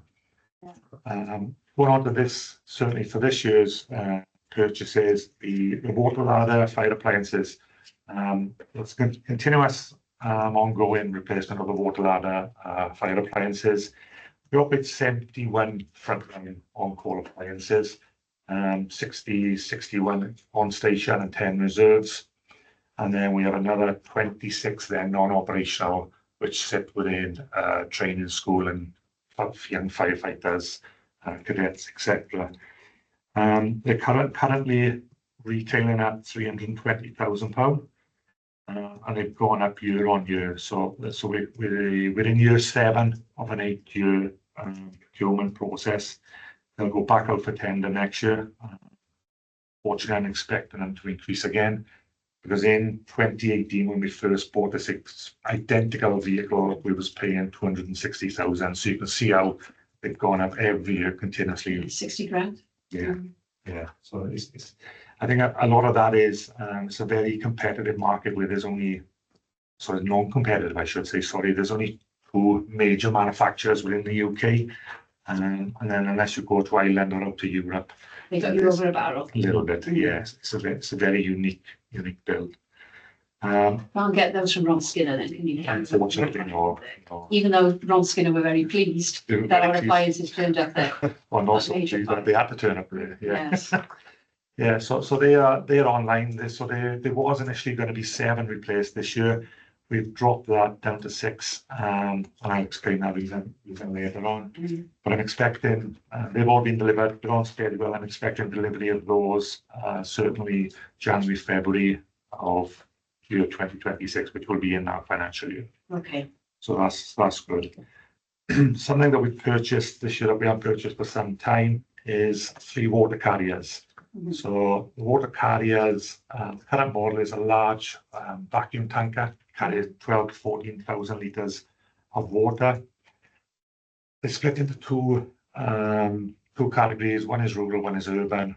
One is a smaller vehicle, 4-wheeler, and the other one is a larger one for city fires, refuge fires. Yeah.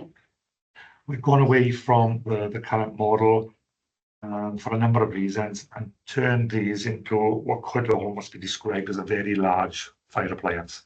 Okay. They're going to carry approximately 12,000 litres of water, and the new model will have a standard firefighting pump fitted to the rear, and that give massive gains for firefighters in regards training and familiarisation of that appliance. So not just a water carrier, but it's a water carrier plus, really. Water carrier plus. Yeah. And some of the future sort of uses for this vehicle, they'll just keep going and going. Like if you take these in response with the wildfire response units, one of these vehicles could replenish water to an ATV up to 30 times. Okay. So out on the commons or whatever, I think would be very beneficial. Yeah. They can also fill 10,000 litre dams and carry on responding to fill water. I think they're going to be a very important piece of equipment and will be utilised even more in the future than what they are currently. Are we, is this ahead of the game in this? Chris, are we, are other brigades doing this? Or? Yeah, I wouldn't say we're certainly not the first. We were the first, or one of the first in Wales to bring in water carriers. From the water carriers that we designed back in 2009 in West Wales, then went on 2 years ago and sort of designed this concept. We always do end user engagement, so we've gone out to all firefighters and asked where do they see us going with these. And a lot of that response come back to we like the model that Mid and West designed 2 years ago. Okay. So we've liaised with Mid and West. It's important that we hear the views of our people on ground. Definitely. So we took the firefighters' initial feedback. We then engaged with Mid and West at a meeting with them, asked them how they had found the operation of that appliance over the last 2 years. Yeah. And we took all of the good bits and improved on that again with this design.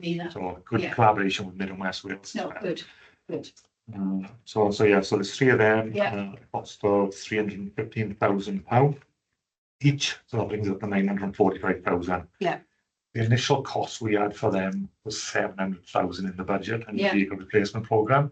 So that is the reason why we took one water ladder from the vehicle replacement programme and used that money to fund the water carriers Okay, rather than asking for additional funds. okay, that sounds good as well. So reallocate. I mean, that's, this is, but that's how we should all be thinking in the organisation. What do we need? What do we no longer need? How can we repurpose this? How can we reapportion it? Because our funder local authorities are doing this every day. Okay, looking at how they can move things around in order to make the budget more effective. So that's good practice. Thank you. Special rescue units, page 84. They're currently, we've just got out for end user feedback on that. And the initial vehicles that we've had on the run now since 2009, so we're slightly over with these, we're coming up to 16 years. And we've gone out again, end user engagement with the firefighters, and they've come back and they like to change the current vehicle that they have and turn it into again a more improved version, almost a shrunken down sort of fire appliance looking model, obviously no water pump. As Dean alluded to earlier on, the water rescue, the special rescue units carry water rescue and rope rescue. Yes. As Dean was saying earlier, the number called the water rescue have increased to has gone phenomenal. And I'm sure will increase sadly, but that's that's the reality. So we've done the end user engagement. We're in the process of building a technical specification to ensure that we can carry, especially the water rescue equipment. There's some large engine propelled motors on there at least 60-80 kilograms, so there's manual handling implications. So we're just at the final points of ensuring that we've got that right before that goes out to tender. Okay. Now, the time that goes out to tender and it's awarded, chassis are purchased and come in. I'm thinking, being realistically, we would receive the chassis this year, but we wouldn't receive the final completed build in this financial year. Okay. So I do feel that will carry over into the next financial year. Okay. And how many are we putting? How many are going to do these? So there's three of them, and the 225,000 is a predicted cost. Yeah. And that cost has come from talking to bodybuilders that have built similar units for other organisations. Okay. So that's where that figure has come from. That is a predicted cost, and hopefully it'll come in under budget. Okay. But that doesn't happen very often, unfortunately, in the current market. But hope. Okay. And so when will they be put into practice? What's the earliest they can go into operation then? I would like to think that they will be in operation April, May 2026. That would be my goal. Okay. And if we can push that along, we certainly will. Okay, thank you. And ladders. Moving on, operational ladders. I put that in there because it is a large spend every year. The lifespan of a ladder is 18 years. Every appliance carries four ladders. This year, coming to the end of life, we have already purchased £58,000 of ladders, and they have been delivered. So that's just shows what we put those into the capital spend. So the total expenditure for capital this year, including the wildfire response and special rescue units, came in at 4,098,000. It might be slightly into that either way. There was adjustment to the vehicle replacement program, as I alluded to earlier. Yeah. It weren't just 315,000 that we opted to fund the water carriers. There was a delay in rescue tenders by 5 years. On the fleet asset program, they were due to be changed at 10 years. We've looked at the condition, mileage at those vehicles, and determine that because of the condition that they're in, we can extend them by 5 years. Okay. Save at least £900,000 There's this year. not any detriment to any safety or anything. Nothing at all. Okay. Nothing at all. We wouldn't. If anything, we put them more in line with the water ladders. Okay. So we're starting to align everything. Okay. Because the vehicle replacement and the vehicle replacement and the fleet asset has been built over the last 30 years. Yeah. So sort of I inherited it in 2018, Yeah, and we're looking to improve it as we move along every year. Yes. So it's Yeah. things. We also saved on purchasing 2 minibuses. So we delayed those because of the condition of them. And also there was 4 light 4-wheel drive. So the Mercedes Sprinters that accommodate fire appliances Mm. on wildfires. Mm. We've looked at them and we believe that they are more than capable of carrying out another 5 years of service. good. So we've delayed them as well. So that came up to a reduction in cost of for this financial year of nearly 1.3 million. Yeah. That we've taken off the total expenditure capital. So I think that is a good news story as well. Not just purchasing for the sake of purchasing. We are looking at vehicles conditions. We can't reduce the budget. Yeah. Revenue budget. Revenue budget obviously is used for the repair and maintenance of 450 vehicles throughout the financial year. It is increasing slightly year on year, even though we keep investing in capital. That's just purely nature to the increase in everyday costs. Tyres in particular, a large increase in tyres. A set of tyres for a frontline appliance now costs £3,000, and we put in 1 set on per year now. So. I know how much I could pay for my own tyres. So, I'm not surprised by that. Yes, some of the figures that come through are eye-watering, and but they've got to maintain full roadworthiness. So we'll try and keep that to a minimum as best we can. But that's probably was. But everything's got to be maintained at high level. High level. It is. For assurance for the public, for assurance for our firefighters. Kit is really important in this game, isn't it? 100%. There's no compromise on safety whatsoever. No. If we can make savings, we will. Yes. But not under safety. Yeah. And then I think one of my last things, one of the things that I'd like to just to bring to attention is the employment and the retention of staff. We have come across significant challenges over the last 6 months. We do have some good news stories, but I'm also aware that there are a number of staff within the workforce that are coming up to retirement age. And we have struggled with recruitment of suitable staff. So that's something that I'm looking to improve on over the coming months. There's also been an increase in additional workloads through the DVSA change. They brought in compulsory a second brake test for all our vehicles. We was carrying out those brake tests, but we was allowed to carry them out on at station locations. Yeah. They've now changed that we've got to go away from mobile testing equipment and use a recognised DVSA tester in the workshop. Okay. So it means now that 72 appliances are now going to travel from their home stations back to depot, an additional once a year. And a quick calculation on that was equating to roughly 340 hours additional workload. So at the moment we're overcoming that by using non-technicians. So we've got an handyman driver down there that we try and use. If there's firefighters on light duties or anything that can help us, we try and utilise them as well to cover those hours.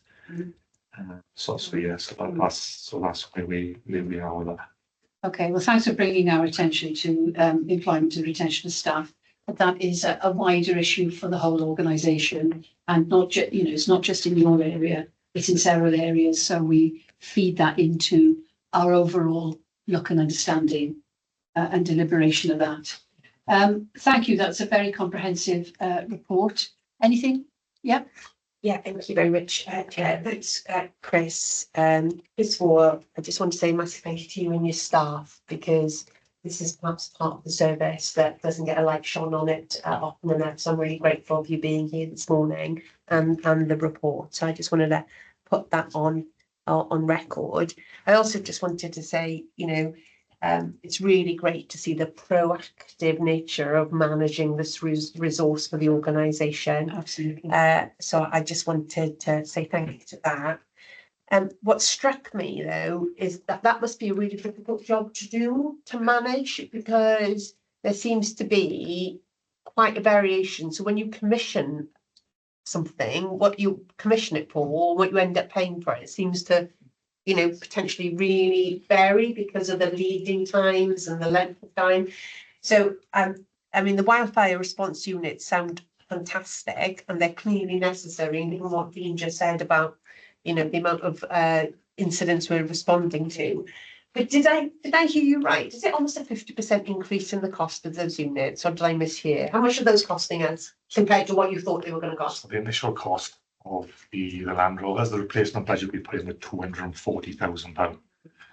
The overall cost of the new units are coming at 498,000, and I'm expecting some very slight variations, so £500,000. Yeah. So, that's a significant variation, isn't it, from where we thought we were going to be to where we've ended up. And as I said, I'm not discounting that we don't need it, but I think it just demonstrates, how volatile this area of the budget, and it must be really difficult to plan, Chris, on that basis. But something to keep an eye on, maybe, because I think for me, the biggest strategic risk that has been identified in your paper is this about recruitment and retention of staff, because you seem to be managing the finances really, really well. So the biggest risk to this part of your service is the people.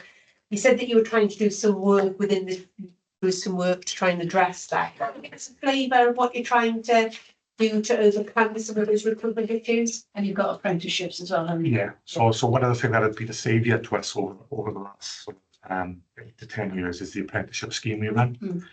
We run 4 apprentices on a continuous pattern. Sometimes it falls that you may take on 2 1 year and miss a year, but there's always 4 or funded 4. And we've utilised in the last 4 employments, we've utilised an apprentice twice. So the 2 apprentices that are current, the last 2 apprentices that have finished their time have been taken on within the workshops, which is really good.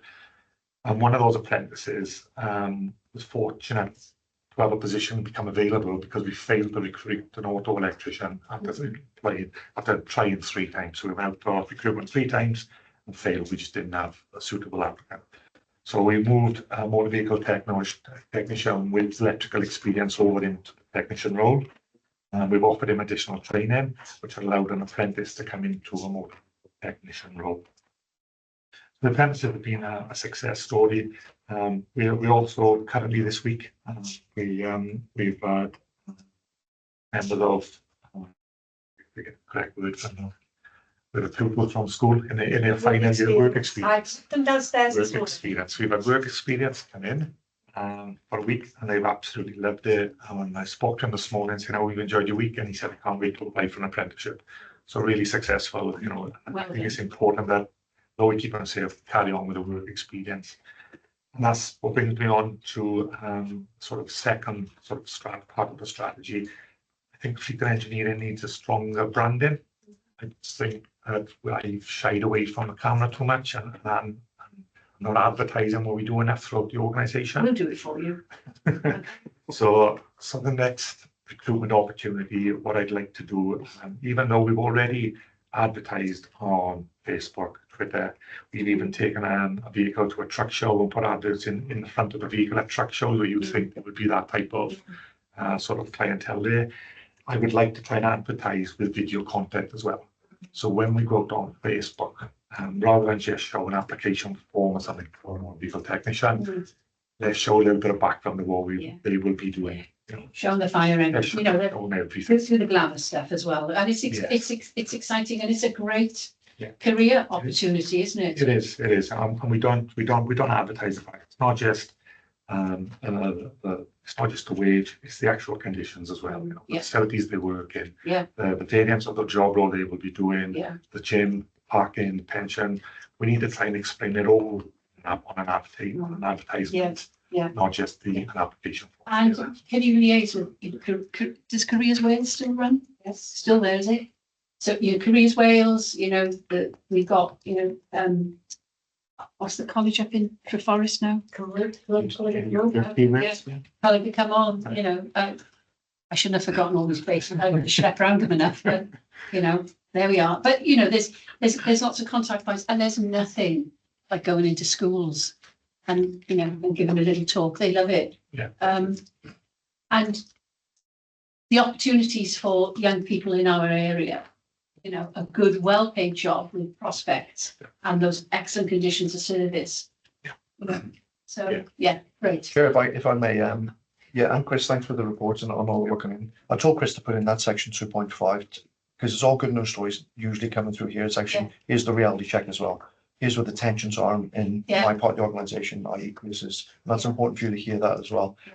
I think from fleet perspective, because Chris over the years, our fleets have got a really good relationship with the operational crews. So Yeah. every single appliance that we bring into this service, the special response units, the wildfire, they will engage with the end users as the first starting point, and Yeah. the end users will give, here's what we want from a operational perspective, and then Chris's team put that into a technical specification. And it's no coincidence that we've got, and E1, when we do the emergency service show, they usually ask for our appliances to come up to go into those shows because they are seen as really good firefighters, firefighting appliances. So what Chris needs also to be good at, if you take the wildfire vehicles, we're going to be the first in the UK to have those.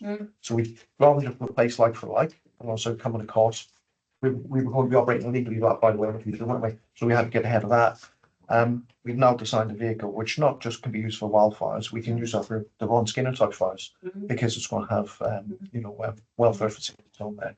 So it's future proof in the service. And what we need to be good at, better at, is advertising within our own service And I was just going to say, what we need to do, so we're going to be the first in the UK for that. for that vehicle. Okay, then I expect a big press launch. Yeah. With No, no, photographs, talked about that. PR, out to the local media, invite people in, make a big, you know, Big fuss. Yeah. make a big deal of it. This is what we're doing. This is good. You know, you pile in on us on all the bad stuff. This is what we do. This is what we're good at. We're the first in the UK. Okay, there's a big media and comms team here now. There's enough people. All right, so I want an action from this meeting, and that will definitely need to be done. Okay, who's carrying? Never step ahead of I've already sent a message to our head of comms. Okay, Around that. so- Quotes that trying So to. you said that, so she's owning it from this meeting. Yeah, Okay, I'll take it. okay. There you go. Careful what you wish for, Chris. Okay, and which one of us is going to be sitting behind the wheel? Oh, I know some commissioner. I get Chris, stay away from the Yeah, there we are. Okay. But, you know, seriously, out of a serious conversation, you know, it can be a bit lighthearted, but it's important that the public realise what we are providing and you know, and the work that goes into it, Chris. It's backroom stuff, but you're actually very front of house. You know, those machines are out there. And that's what happens. Okay, anything further on that, please? Thank you. Let's move on then to Thomas Carroll Risk Assessment Review. I think this is Steve doing this one, yeah? Thank you, Lady Wilcox. Thank you. Good morning, all. I'd like to provide an update on progress against the recommendations from the Thomas Carroll Review that was dated in May and June of 2024. This review was an independent evaluation of the suitability and effectiveness of the general risk assessment process that is currently in place within South Wales Fire and Rescue Service. This action was taken to ensure that the service was meeting its legislative responsibilities and to provide assurance to both the interim chief officer and commissioners. 46 recommendations were identified, of which 28 are now completed. There is a delay against the remaining recommendations expected timeline. This delay has been primarily due to staffing impacts on the health and safety team. However, the team is now fully effective and a new and substantive team lead was appointed in April. The team have planned activities to ensure the remainder of the recommendations, 18 of which will be completed by the 1st of December 2025. Many of the recommendations revolve around the completion, storage, training and review of service risk assessments. One of the key issues was an ever-growing risk assessment library, with many of the risk assessments duplicating the same activity. Yes. To resolve this, a good example of some of the positive work that is now taking place is the trialing of a generic risk assessment for both on and off station exercises that are then updated by an analytical risk assessment. This is basically a risk assessment for the activity and the analytical risk assessment for the environmental factors. This has multiple benefits, which include a reduction in the duplication and workload, an up-to-date reflection of event-specific risks, and continuation and the embedding of the analytical risk assessment process used at operational incidents. I'd also like to note that the auditor recognised the proactive desire and approach of the health and safety team to improve our current practices. And so to summarise, significant work has completed towards the report findings, and the final 18 recommendations will be completed by the 1st of December 2025. I therefore respectfully recommend that the Commissioners note the report. Thank you for that, that overview, Steve. That's very helpful. It's good to hear that we're on track. It's good to hear that over half the recommendations are completed. And it's good to hear that there is a timeline in December for the completion of them. Specifically? Yeah, I'm just really relieved that we've been able to recruit into that team. So I think, you know, that has been the major stumbling block, hasn't it, to making the progress that we needed to make. So that's really really reassuring. And yeah, this is, I don't think I have any other questions. No, we'll get the report hopefully in December to say that everything is complete. Yeah, Absolutely. yeah. So thank you, Steve, and we are content to note the report. Thank you very much. Okay, moving on to the forward work programme. I think that's Wayne, isn't it? Wayne, take us through this. Yeah, this is a relatively standard forward work programme. Again, a lot of statutory requirements in terms of reference to the committee. I mentioned earlier the addition of the P1 internal audit tracker for September. You know, good line for us to come into this committee. But no, there was nothing else except this is a relatively standardised agenda for the work programme. So it's fine. Okay, but that Q1 internal audit tracker, that's the one to note for next meeting Yes. in September. Yeah. Everything else, Lisa, everything else is straightforward from your point of view for September? Yes, I think so. I think we've gone through it. I think there's possibly just not for the forward work programme, but potentially from any other business if you're happy to pick it up. And we did remove our turn reports and the statement of accounts reports from this agenda, and we're going to replace with a presentation today for commissioners. Right. So I think it's been missed off the agenda, but that is what we agreed in pre-meet. So I don't know if you want to fit that in now or you want to peruse that later, because the reports are coming to Board of Commissioners proper on the 31st of July. Right. Okay, we could continue with it now then, couldn't we, since we're on it? Yeah, it wouldn't take long. Okay, let's do it under next item 13, any items of business, okay? Yeah. So we'll do it under that. We'll just continue and finish this one off. So we've got for December, actually, before we move on to that, Sarah, you've got a couple of things here. You've got the Audit Wales final audit letter, you've got the Treasury Management outturn, you know, any of these things in September that you need to draw to our attention? No, I think we're on cue for that timeline. We've already met this week with regards to the medium-term financial outlook. We've already got the team working on various aspects of that. Okay. Treasury management outturn. I'm not seeing a problem with these coming in September. Yeah. No, we're not doing. No. Okay, thank you. Okay, well, we're looking ahead then for December and March. Is there anything that's quite a way away, but is there anything that we need to be aware of in this meeting now? Any problems that might be there in the horizon for December and March, please?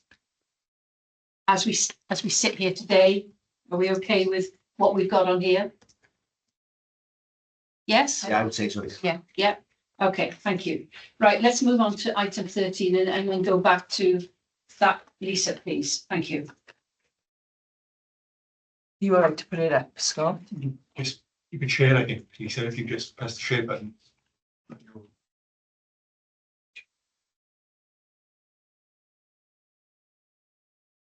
Still recorded? Yeah.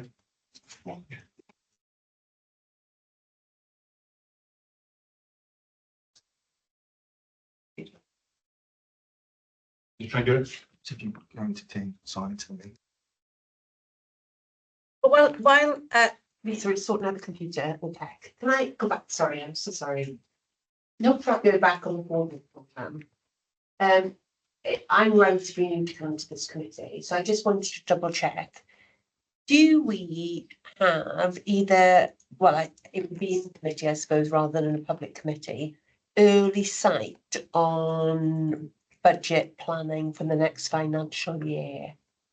Yes. So sorry, have I missed that? Where are we gonna have some early indication and early insight into?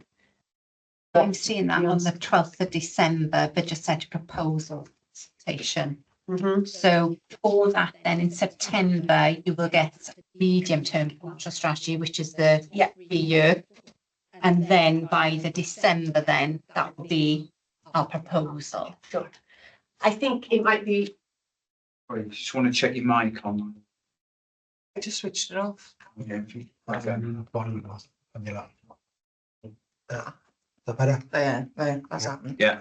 And then you can share a screen. It would be useful to have a discussion, Sarah, about commissioner engagement in that budgeting process. Not offline. Yeah, I think it would be. Yes, good to yeah. do that. And bearing in mind that all our local authority partners will be starting their budget proposals in earnest now.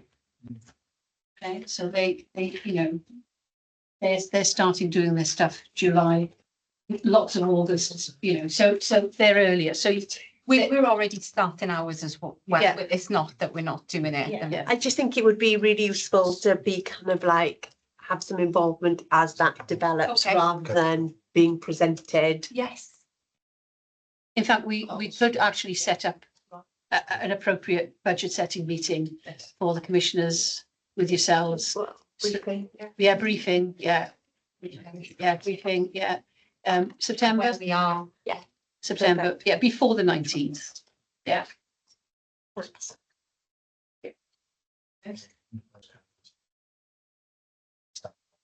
In fact, actually, to be fair, I think Lisa and I have discussed this after last year's budget setting, that we needed to do something different, but there's such a panoply of stuff to do here that's kind of got, you know, missed in the source. So we haven't we, Lisa? We did discuss this, didn't we? That we needed to look at things earlier. Yes. Yeah. So let's, if we, once we kind of start formalizing these things, they fall then into the pattern. Yes. Okay, so before, you know, at least a week before the 19th. Oh, yeah. Okay, thank you. So what? I like that question. What I want to know is what happens on the day so. Okay, Lisa, over to you. lovely, thank you. So this is an overview of the budget position for last year. So you've got two columns there, revenue and capital. Yeah. They're our main budget pieces. Of course, from those bits, we draw into a cash budget, which is taken care of our treasury management reporting. So you'll see from the top there, for revenue, we've got fire levies of 96 million for the year, grants of 2.5 million, and a total budget of 98 million. So we finished the year with just shy of 97 million pounds. And the key thing to take away there for revenue is the underspend of 1.4 million. Okay, so I've tried to do a comparison and read across into capital. It is a different budget, it's for a different purpose. But you'll see it's a much smaller piece because we don't get financial support here. It's what we would term unsupported budget and investment. So you've got the slippage from 2023-4 at the top there coming into this year. The in-year budget allocation of 8.7 million and grants. So it gave us a total available budget of 21.6 million. So much smaller than the revenue budget, which is the budget that is used to run the service with. So underspends of 0.5 million, 500,000 supported the expenditure above, and that resulted in a slippage into 2005-6 of 10.2 million. Now, most people in the room will be aware that what's driving that is largely the property piece. And of course, we're coming into a difficult planning period with CRMP. So We slipping that forward, we may have to reanalyse that slippage back out across our Right. priorities in the new year. I prefer to call the CRMP a challenging period for us, Yes, rather than difficult. I think challenging would sum up what we're going to have to do, because we're going to have to make challenging decisions about it. And they will be difficult, but I think, I prefer challenge. Any questions on the budget overviews there? So so on the revenue, it was 1.4 underspend for the year, yes? Yes, 1.4 million, yeah. Okay. And so you've got underspends on both sides. They will both mean different things for us. Can you go back? Yeah. Can you just explain, I understand what slippage means after running a city, but I don't know if everyone else knows what it means. Slippage being unspent budget. So capital is a little bit different in terms of when we've secured the level of budget. We've got to work out what the financing costs are, the sitting revenue, and this is where the two budget areas are inextricably linked. Yeah. One is not in isolation of the other. So you could have a very ambitious capital programme of in excess of 50 million. The question you need to ask yourselves is, can you support that? Can you afford it in your revenue budget? Given all the other priorities that you've got sitting there. So you've got the funds secured. It's about rolling it forward, and most of the time, given the nature of a capital item, a lot of those works are in traction. Yeah. So it's to accommodate the finishing off. So in Chris Temby's world, minimum 26 weeks to order, receive and get a new appliance in, depending on what point in the year you make that order, and if there's any issues with the parts for the vehicles, because we know they bespoke pieces, then it can go beyond 26 weeks, and that can mean that it would slip from the 31st of March, which is the old year, into the 1st of April, which is a new year. That's the cut-off point, and that is tested with our auditors. Yeah. So slippage is really important. Yeah. As is underspend in terms of this is what we finished off last year with, this is what we take in forward into the new period potentially. Yeah, I mean, the underspends are good, but they're not significant, the percentage. No. So it just goes to show that we need all that to run this service. Okay, thanks, Lisa. You okay? Yeah. Catching up. Yeah, so what? So as I just alluded to, it's an important part for commissioners to consider the outturn position of both budgets, because it finalises last year, and in this case that's 2024-25. And then it's a segue into the statutory reporting process, which takes place from the end of March. Draft statement of accounts signed off the 31st of May, and audited accounts hopefully signed off by the 31st of July. So South Wales Fire and Rescue Service is still adhering to that faster closure process. And we want to move on with the new year, budget monitoring in the new year. So we want to get that bit of work signed off and move ahead with the task in hand. So that's the first piece there. And until you've finalised the old year, you don't know what the impact on your reserves are. So, things like the underspend, what are you going to do with that now then? How are you going to deploy them into reserves? How is that going to feature in your future financial planning? We know the reserves are the cornerstone of, that longer term planning for the service, and mitigating impacts as well for our local authority funders. And once reserves are spent, they're spent. Once and only once. So spend and spend well. Which is why local authorities can never use reserves for day-to-day spending. No. Because it's a false economy. Yes. So just picking up on that year-end finishing piece and what we had in revenue, because that's the biggest item here for consideration. There's a £1.4 million underspend. What we've had to do in terms of fire links, so just picking back up on your comments in terms of that airwave provision for fireground radios. 656 of that underspend is going into a reserve for fire link due to an ongoing court case. We don't know whether we'll have to pay that out or not. We will, when we transfer that money in, which we've done in essence at the moment, have £1.1 million there. and potentially will be paying that in the coming 12-month period, depending what the European courts find. So that's in the reserves, and it is in a ring fence reserve. Additionally, we've got joint fire control project, and we've got £500,000 put in there, and that will bolster and kickstart a project piece for improvement in that area of the business. 242,000 is required to prop up the equipment replacement reserve, and this is really important for the service in terms of the thematic reviews that our operational colleagues are undertaking. We have seen significant spends in equipment, frontline equipment in particular, and that is being serviced through a £2 million reserve that was set up as part of the budget strategy 2 years ago. So we've spent at pace out of that reserve in this year, more than any other year that has been in action for us. So it's looking at propping that back up so that we can continue to use that moving forward in a planned manner, because to tap into this reserve, what colleagues are going to need to do is put a robust asset plan in place that would look at a replacement feature there, and also they'd be costing out what the item is and many of them when they come in. So there's some governance around tapping into that reserve. And what that does for commissioners is it takes the lumps and bumps out of annual budget setting. So any revenue technical equipment refreshes will be serviced through this equipment reserve. Any big capital investment pieces would naturally still be picked up through the capital investment budget. Any questions there? What kind of things would be ERR?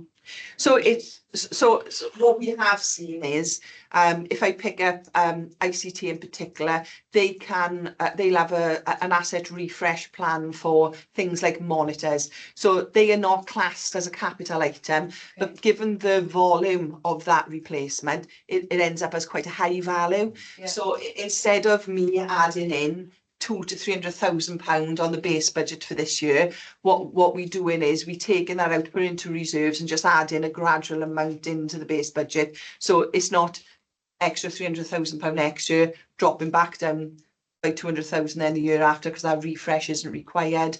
So it's just taking the shocks out of that base budget for us. We've also done things like Neil's paper on hose reel. 22. Yeah, That's right. That will be accommodated from here also. Portable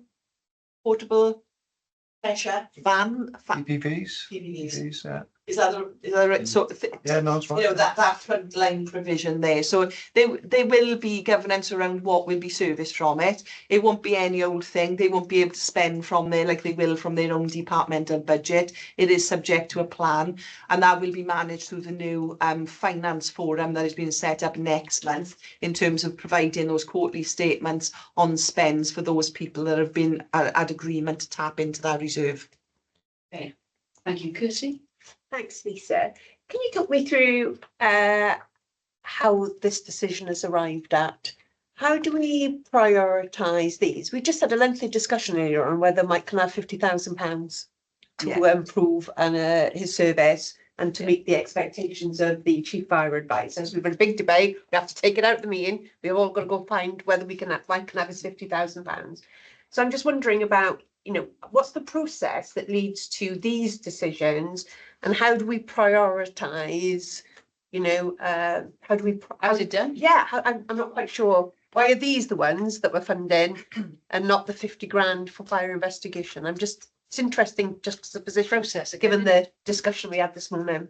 Of course. So there's two ways of doing this, and that is, one is a almost a legal requirement, which is where we fall in with Firelink. Yeah. You know you're going to have to pull that back at some point. There's a potential bill to pay going forward, and then the rest of it is down to the treasurer to deploy. So a discussion has already taken place at ELT on the deployment of reserves, given the information we know at this point and what our priorities are.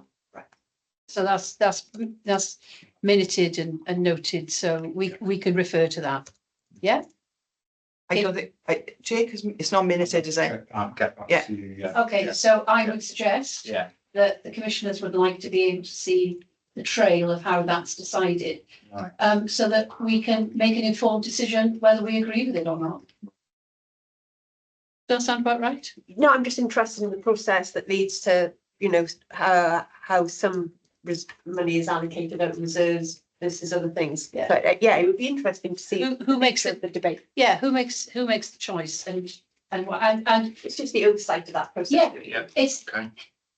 you know, everything we do is about governance. Okay, we're not operational.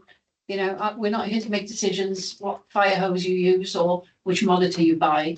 But we're here to ensure that the decisions you make are in line with the appropriate governance of this authority. Yeah. I think I've made that quite clear throughout this meeting. Can I just add, sorry, Chair, I think the difference with some of these are about establishment costs, which are different to what this reserve allocation would be for. Yeah. So there's a different purpose, I think, between when it comes to salaries and long-term establishment and our long-term investment, which is what we tend to put in reserves, really, isn't it? Yeah. Okay, thanks for that clarification, Sarah. Thank you. Okay.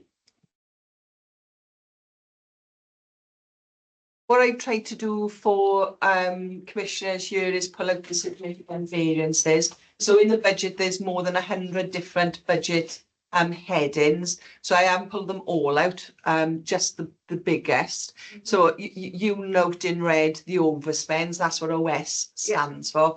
The underspends are in black, and you can see there's a number of overs and unders there. And this information is to be used to inform how we move forward on several fronts. Mm. So what that information helps us do is test were our assumptions correct on various items. The biggest risk there and planning challenge is with the pay budget is trying to make a good assumption on what we think pay awards are likely to be, vacancy factors are likely to feature, that sort of stuff in the pay budget, because the pay budget is 70% of our overall budget. Notwithstanding in there, you've got some pension headlines, which is ill health retirements, which wouldn't fall into that pay assumption realm.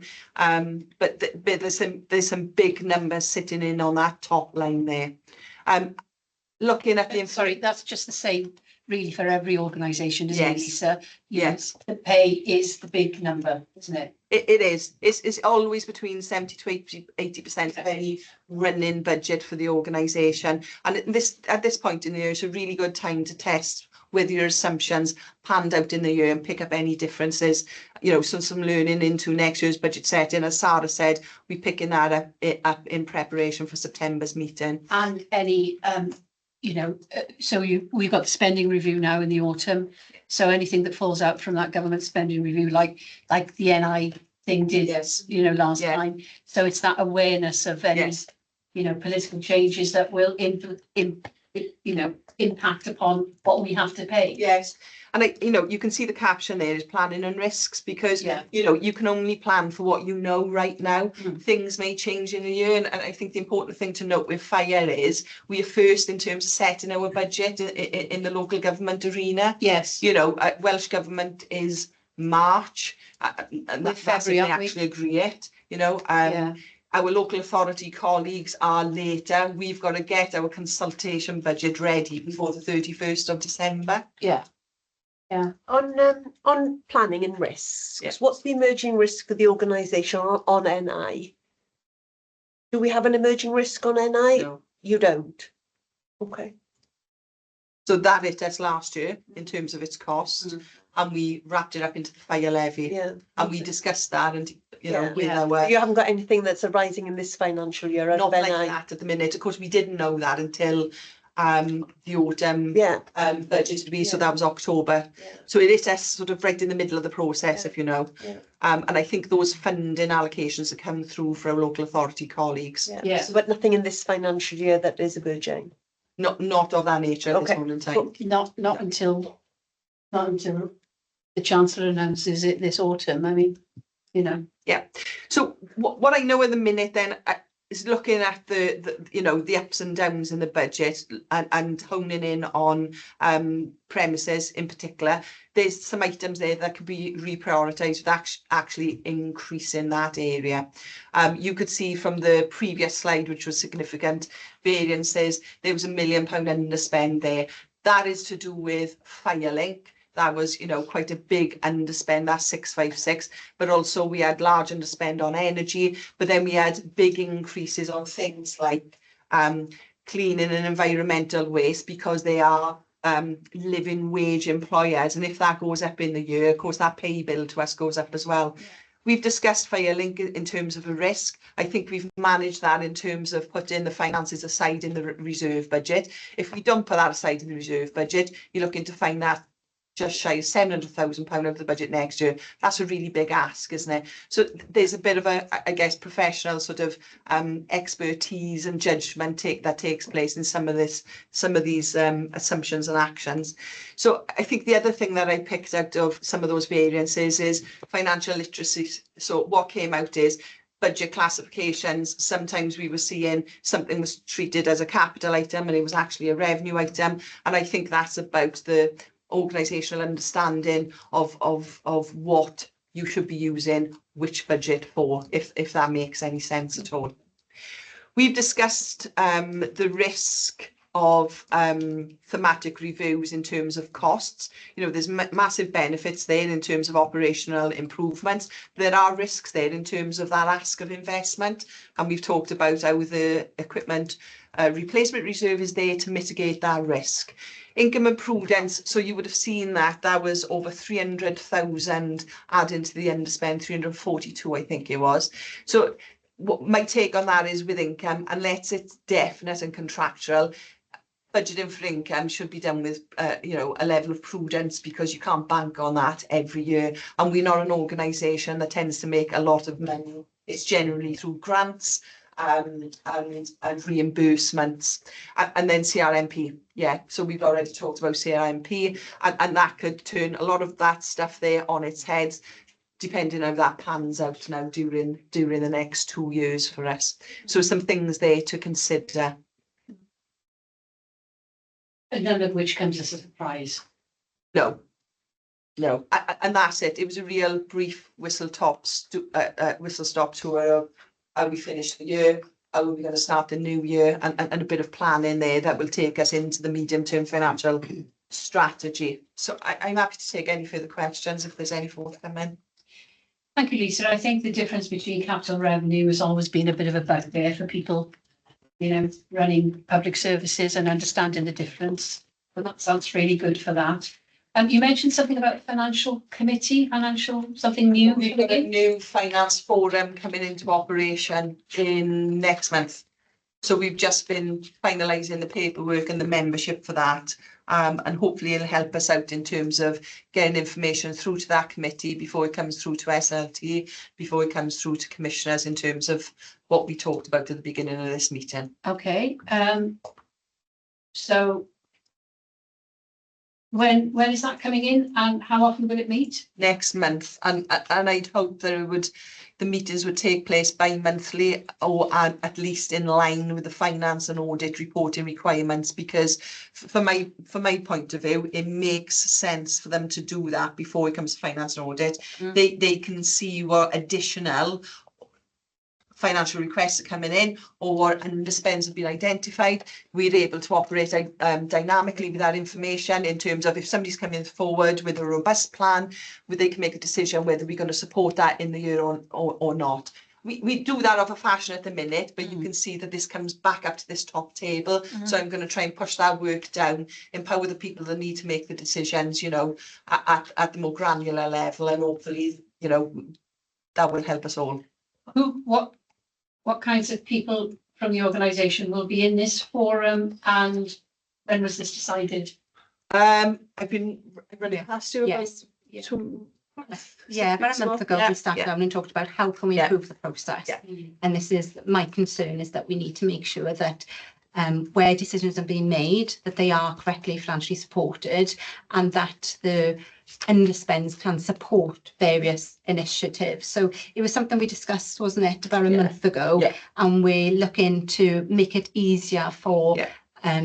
colleagues to contact finance and have that forum, so that literacy, that support is more credible, well known throughout the organisation. This is where the forum idea came from. Yeah, so Okay. the chair at this moment in time will be our new finance managers coming in on the 11th of August.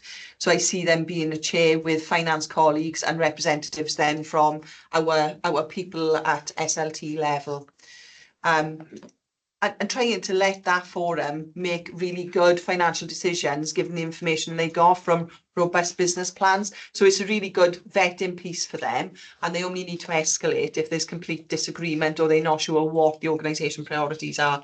And I think that's probably going to be the sticking point, is everybody's going to come at it thinking that their area is the area of priority and this is the issue, and when you've got several things coming through. So yeah, we need to talk about how that escalates up to SLT, but I see that as the channel for doing so. Okay, in terms of governance and in light of the one decision that we've had to make in this committee, I think that's a very good idea. I think it's long overdue. But we would want, in terms of our governance, we would want tracking progress of how this is operating. Yep. And sooner rather than later, so not a 6-month report. We want regular updates of how this is operating, because this is a key indication of trying to put things right with planning, with decision making, with governance, and with transparency, and with everyone in the organisation singing the same tune. Okay? Yeah, I think It would have been helpful if I'd known about this beforehand. I can share the paperwork. I've got the minute. I've got drafted terms of reference. And various templates there for the group to use being set up. This I see for an area that doesn't include salaries. So the salary budget would be dealt with in a different way. This is for non-salary budgets. Okay. Yep. Thank you. Right.